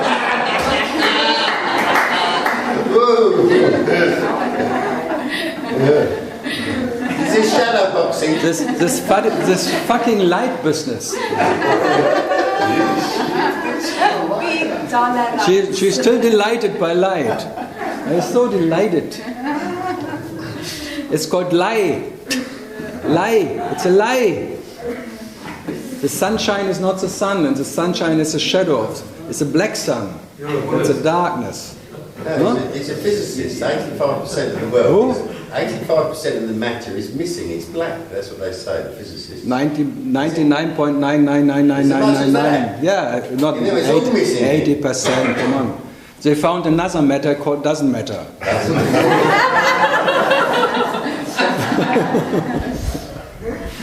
I think that's more profound. They used somebody else's problem field to investigate it. Matter, no matter, doesn't matter. It's like mind, no mind, never mind. That's all. Better than antimatter. Yeah, matter, antimatter, boo. Positive matter, negative matter, boo. Then they have the CERN project, trying to create black holes or something. And then everyone is afraid that they will suck us all in, the suckers. Only suckers are afraid to be sucked in. No one else is afraid to be sucked in. Only suckers, huh? Black holes are afraid to be sucked in by another black hole. That's called holistic. The list of holes. I miss the R's again.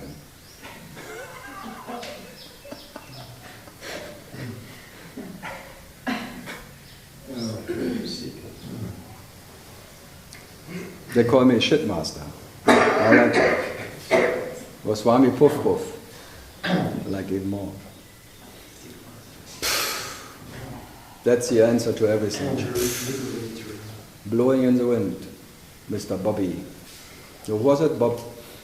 No, Donovan, huh? Donovan. I think it might be Bob Dylan. It was Donovan. It was Donovan. Donovan. See, they always want to be right. I always try them, and then they fight to be right, I tell you. I still say Donovan.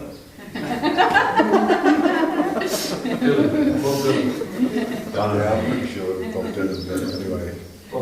Carly Simon. Bob Seger.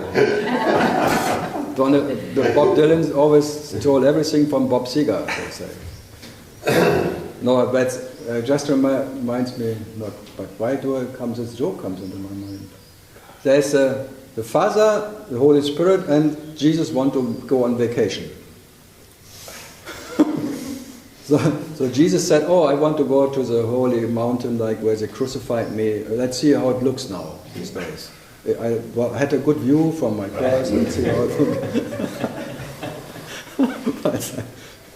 Then the Father says, oh, let's go to the Sinai or to whatever canyon. But let's see what Jonas now is doing, or Jonah, or whatever. Noah, is he still running or something? Then the Holy Spirit, oh, I want to go to the Vatican. Why do you want to the Vatican? Because I was never there.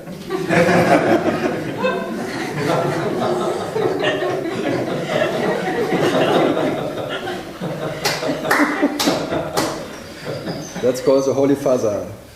Wat I kann. Wati. Nice jokes. But still the shortest is to enlighten one meeting. That's still the shortest joke and the most funny one. Not for the 100th time. Not for Andrew Cohen. He is unenlightened again, come on. He's stepped out of that. Yeah, well. He found his ego again. Yeah, that's find it. Maybe he never lost it. Andrew Cohen. Andrew Cohen? Not Leonard Cohen. Andrew Cohen now lives in Pondicherry. Meditating in the glow, in the thing, and trying to lose again what he... Took a long time to find it again. to learn to find Is he in Oregon? There was I like that letter when he excused himself to the disciples that he was misleading the disciples so long because he was really not ready for them. And now he works very hard to get ready for his disciples, and I will be back. It's the same that Satyam Nadine wrote the same thing. And Eli Erection Bear too. And Arnold Schwarzenegger. What? Arnold Schwarzenegger always says, I'll be back. Yeah, but hasta la vista, baby. But that's true.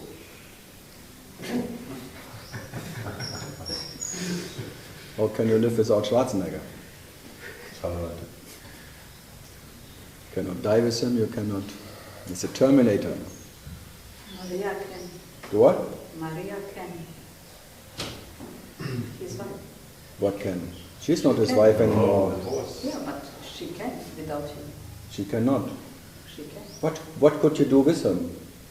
Yeah, but she can live What without him. what can she now do without him? Everything. Did she not live with him? Huh?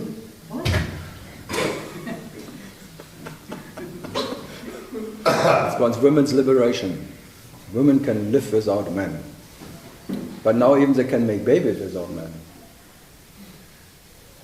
It goes really far. Men are always, anyway, too many on this bloody world. I would like only women on this earth. Then it would be more war. Definitely. There would be really war all the time. There would be so much killing without men. Definitely. Only war. The Amazon would be over everywhere. No one to control. No one to listen. The women are the only one who listen to each other. Men do as if. Then they're clever. Yes, darling. Then one moment she says, oh, today I look very bad. Yes, darling. What's those habits? That's the beginning of divorce sometimes. Yes, my dear. Am I wrong? Yes, my dear.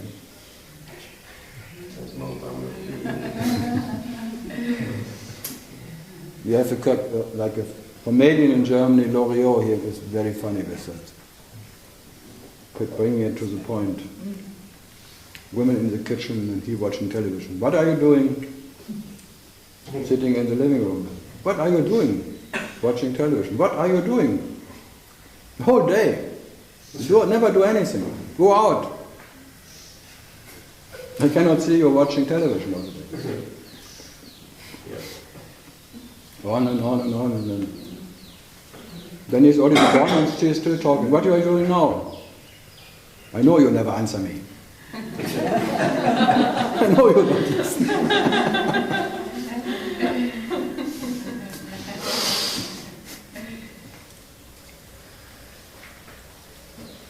Good. So, what else?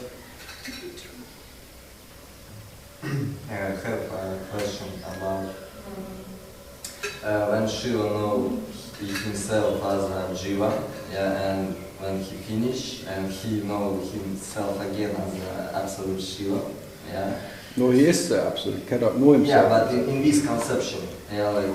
It's every month on the sky, you see how it works. Like the no moon is the Shiva moon. Shiva hen is Shiva Shambhu, the Shiva Ratri. It's Shiva Shambhu, not knowing Shiva, by being Shiva, the Absolute. And then the awareness is like the new moon, when the first little light comes. And then until it's full moon, then it's a full Jiva. It's like a vampire, the Saka, it's full on. That's why it's called the vampire moon, the personal moon. So from the total no moon to the awareness moon, and then rising to the full moon. Every month you have this whatever teaching on the sky. So it cannot avoid to be seen again, to start again. And then it goes back to the no moon just by itself. It just has a circle of becoming a person, a full person, and then cheesing away again to the no moon by being Shiva. So naturally. So it's infinite. Yeah, infinite. No, it's again. It starts again and it ends again. It starts again and it ends again. But in starting it doesn't start, and in ending it doesn't end, because if it would really end in that, it would never start again. So as there is no beginning in the beginning, there is no end in the end. So it will always know himself and experience himself as Jiva. He cannot experience himself as Shiva. So any experience is an experience of a Jiva experiencing what a Shiva can experience. But that what is Shiva can never be experienced. So yes, he has to realize himself as a Jiva, as a realizer, a creator, and by creating something. And then by destroying again. But in creating he is not the creator, and in destroying not the destroyer. It's just a dreamlike creation, where the creator is part of the creation, and a dreamlike destroying, but the destroyer is part of the dreamlike destroying. That what you are, what is Shiva, never moved on. There's nothing ever happened in that. So in the absolute knowledge, which is darkness for itself, because it doesn't know any knowledge. So it's no reason to attain. There is no possibility to attain, because you never left. You cannot go back because you never left your nature. So there is no possibility of attain, as there is no bridge. There are not two. So even as a full moon, as a personal, it's an absolute person. The absolute whatever man, as Jesus said, I am the Father, but I am not the Father. I am the Spirit, but not the Spirit. And I am the Son, but not the Son. But I am the absolute Father, the heart of the Father, the heart of Spirit, and the heart of man. As that makes, you're looking now at the absolute man. But only heart is.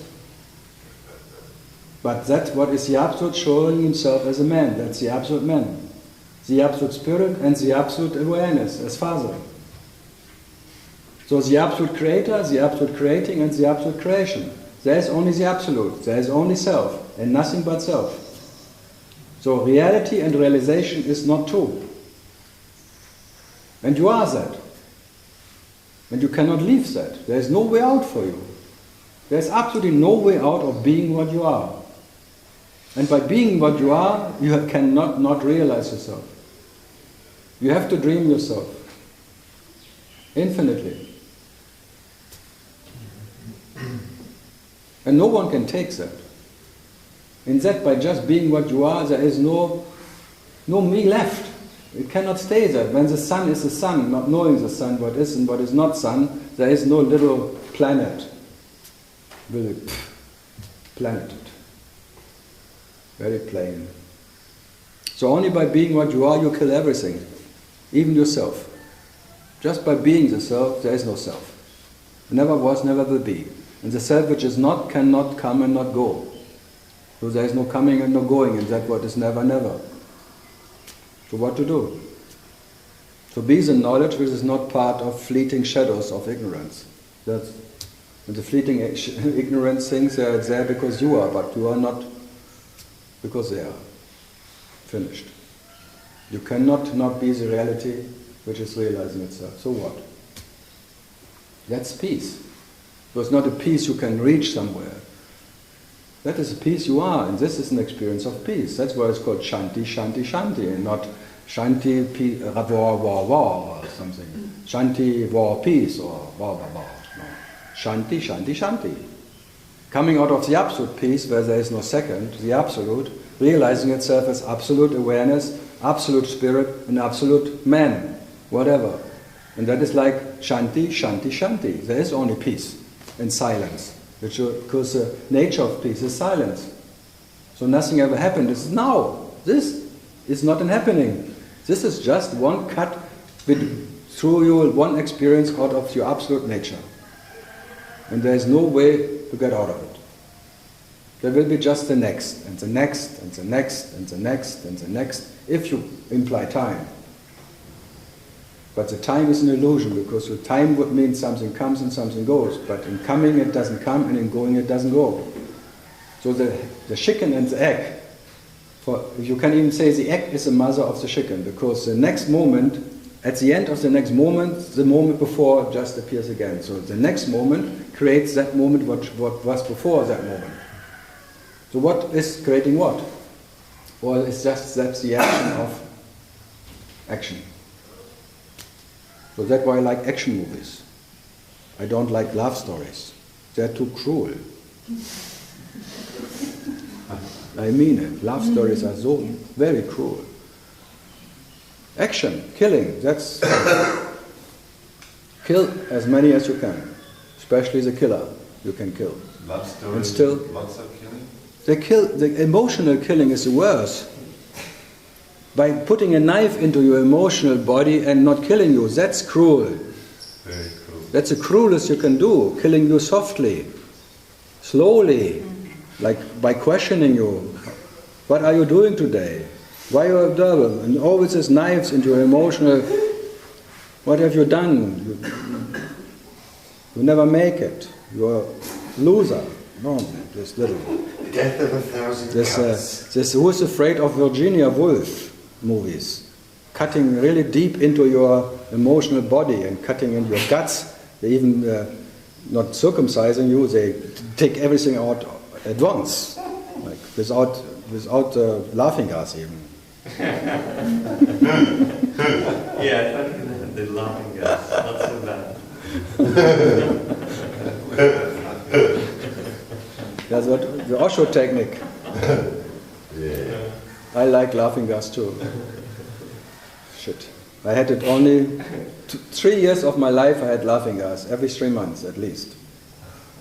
But that is nothing. Dentists in the 50s, you got laughing gas when they took some. It was always an out-of-body experience. Fantastic. That's why I understand Osho so well. Because he was permanent on laughing gas.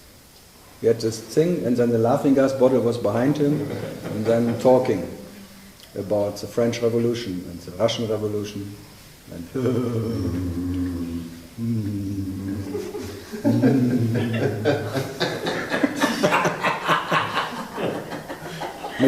then with it was so funny. Wow. Oh, I like him. Yeah, some interview, Australian interview with some. It was really funny. He borrowed one of his lines. But it's easy with laughing gas. Yeah, I know that. He didn't even make it up. I think I am laughing gas. He's just a performer. Like you? Yeah, like me. Performing to perform. Seal. It's perform. A chance. For the form. Performer. Proformer. Good. Principle. In principle. What happens in principle? Nothing ever happened. But what is this nothing whatever happens? Never happened. It's like trying to be who I'm not. Not trying to be you? Who I'm not. That's the quality. No, to find what you are not. Yeah, try hard. But it's futile as trying to find what you are.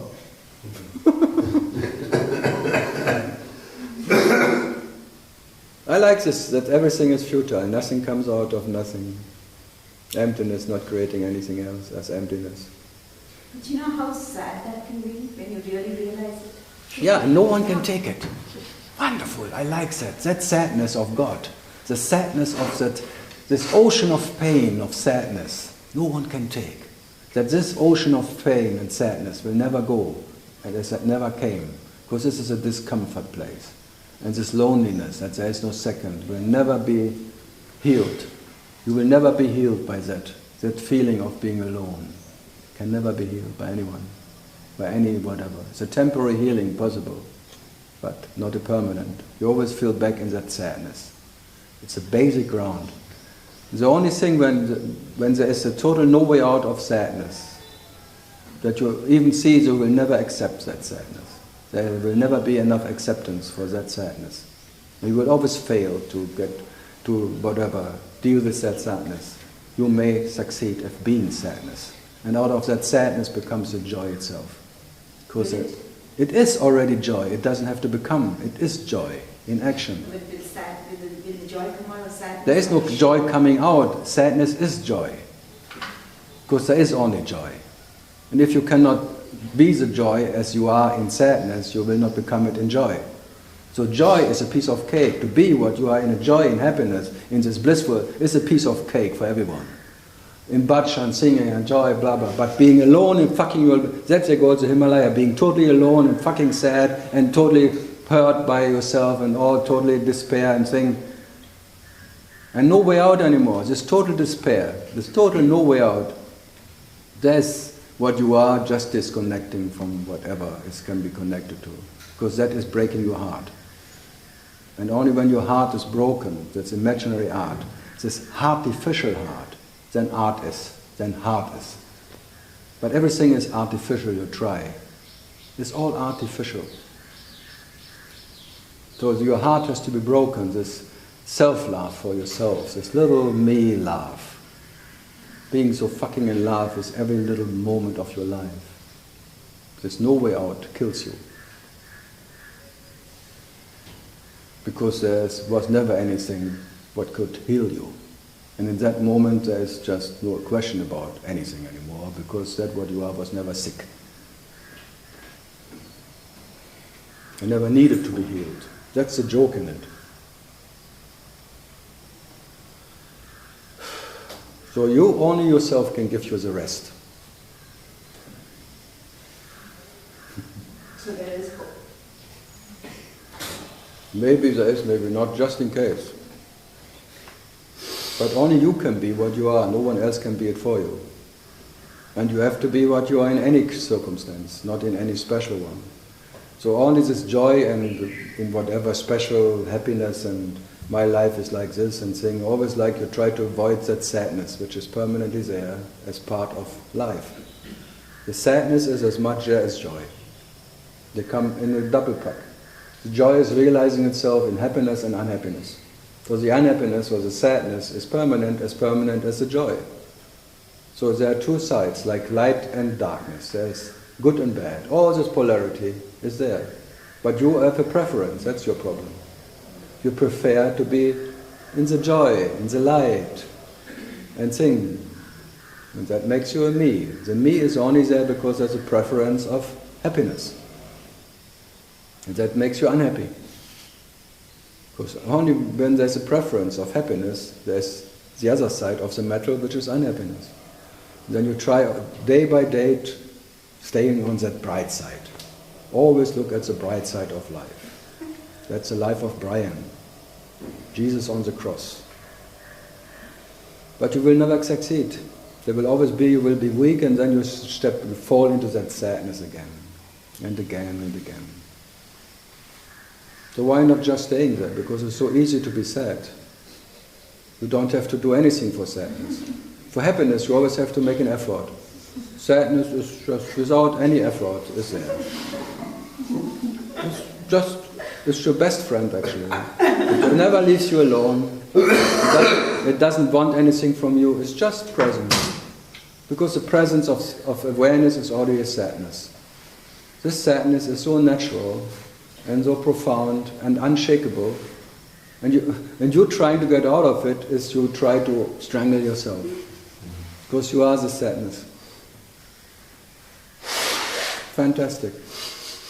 Then what is Ramana's story? Oh, look at him, totally sad.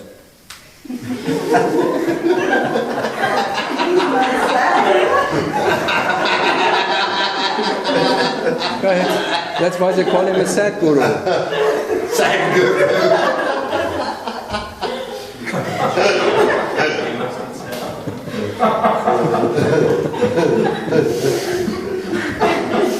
Why do they call him a happy guru? He's a sad guru.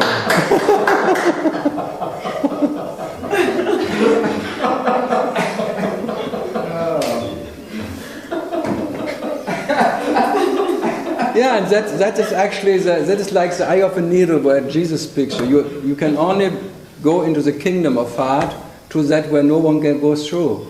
Happy one will never be in heaven.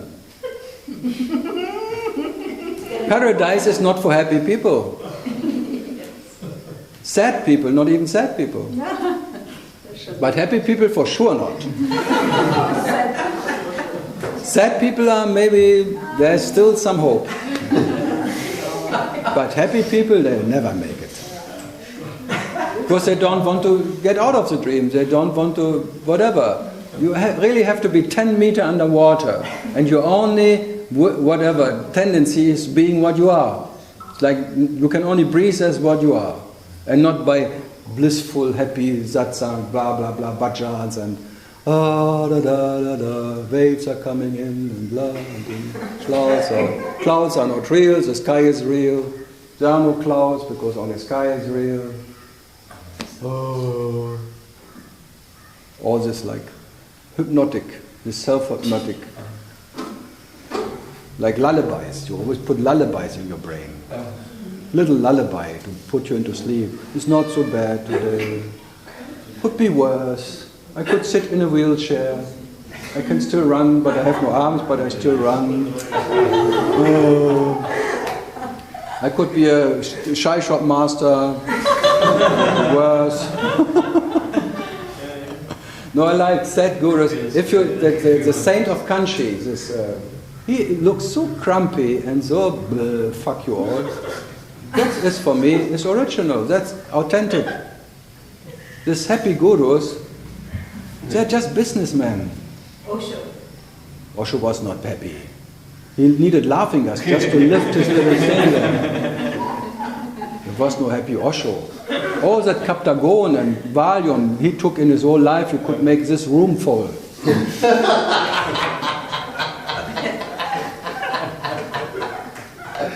If there would be Prozac in that time, there would be full Prozac. And would have lips like Angelina Jolie.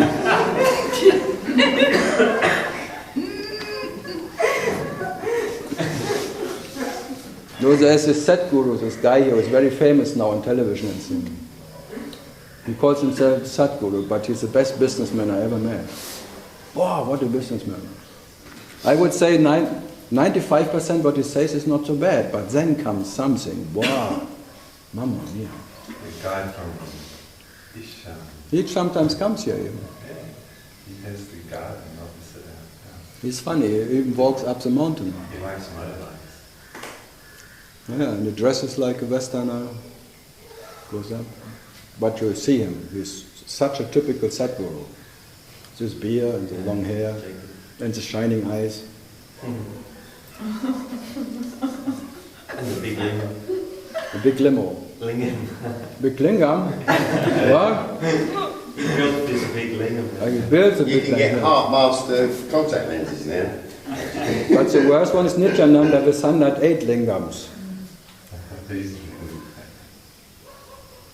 Show off.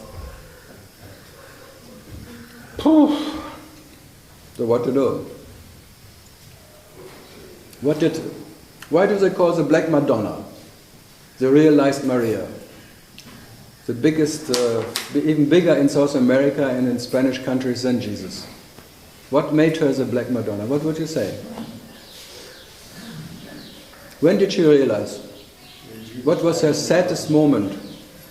Her biggest despair? Yeah, when she saw her son, her beloved, dying on the cross. And then that broke her heart. And then she realized, because it was unbearable to see that, in that total being unbearable moment of seeing that, it broke her heart and the connection between her and this whatever is there.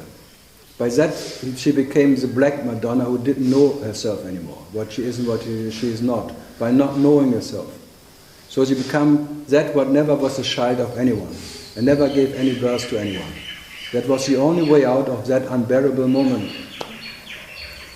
That's a fantastic story in that sense. But now the mothers who have junkies as son or daughter or something, seeing them dying, it's all the same. Consciousness puts itself in a place, in a circumstance which is unbearable. And then maybe you disconnect from all that ideas. And you just disconnect from whatever you know because it's unbearable. And just by being what you are, there was never any pain at all. There is no sadness, there is no happiness, there is nothing there is a silence which is in its nature joy. The joy which never can be experienced, never needs any joy.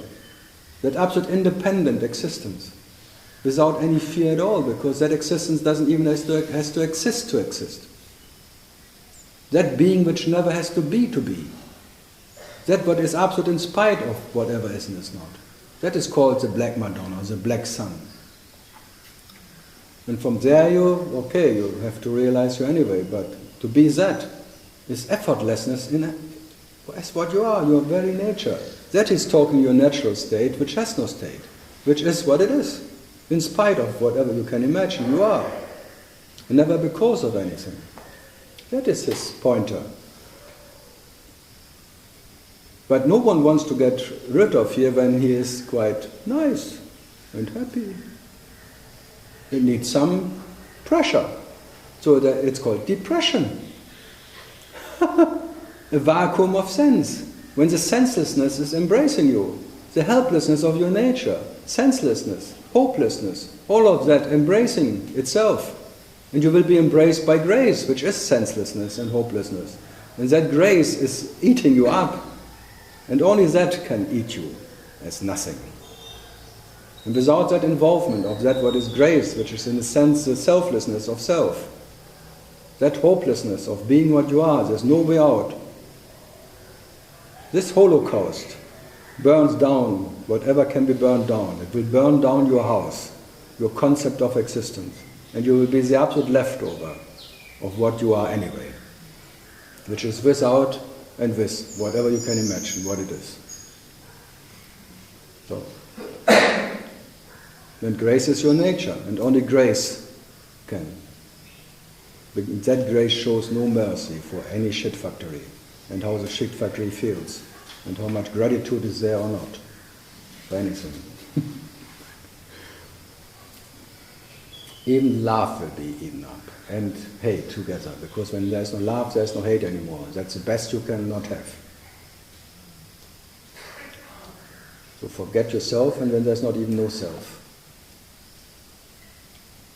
Neither. That's what is neti. There is neither self or no self. That undecided, being that, what is Buddha middle path, which is never what you imagine. Imagine all the people. But there's one good song by John Lennon like, there is no God. Yeah, a late song from John Lennon. Never heard that? Only this, my sweet Lord, huh? But then a bit later, there is no God, there is no self, there is no mind, there is no Maria, there is no whatever, there is no Zen, there is no chanting, there is no guru, there is no this. Very good song. That's why they shot him. Maybe, that's why they shot him. And the end is, there is only me. So. John was, then he could die. No. But he is known by my sweet Lord, and everyone is, That's George Harrison, actually. Doesn't matter. All these peanuts count. I did not tell anything this time. I noticed. But you are close. Not this time. George Harrison, yeah, this. Harry's son. Oh, no one tells me. You are so cruel. It's already over. That was 10 minutes over time. So you can discount everything. Now you past give 10 more. minutes. You give more than ordinary donation. More than ordinary donation. In this nation, I don't want to live, that needs donation. It's not my nation. Donut. Donut. I'm not a donut. Only the American president was a donut. He said in Berlin, I am a Berliner. I am a Berliner, and Berliner and Berlin are donuts.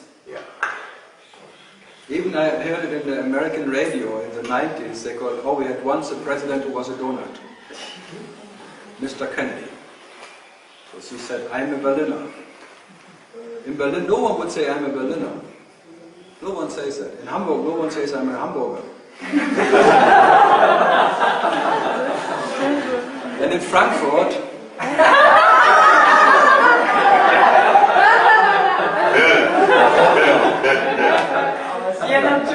all of them are hot dogs, but no one wants to be a Wiener.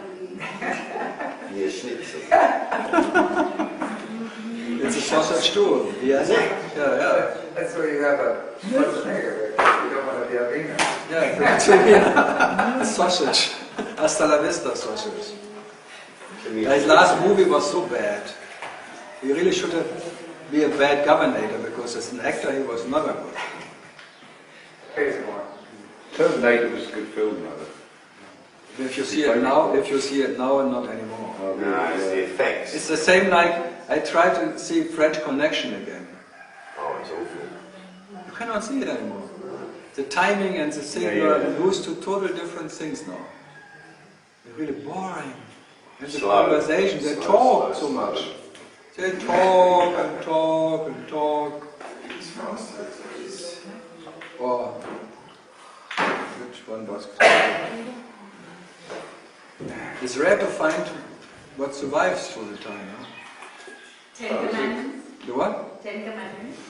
The 10 Commandments with Charlton Heston. Maybe. It was not so bad when the waves are getting out.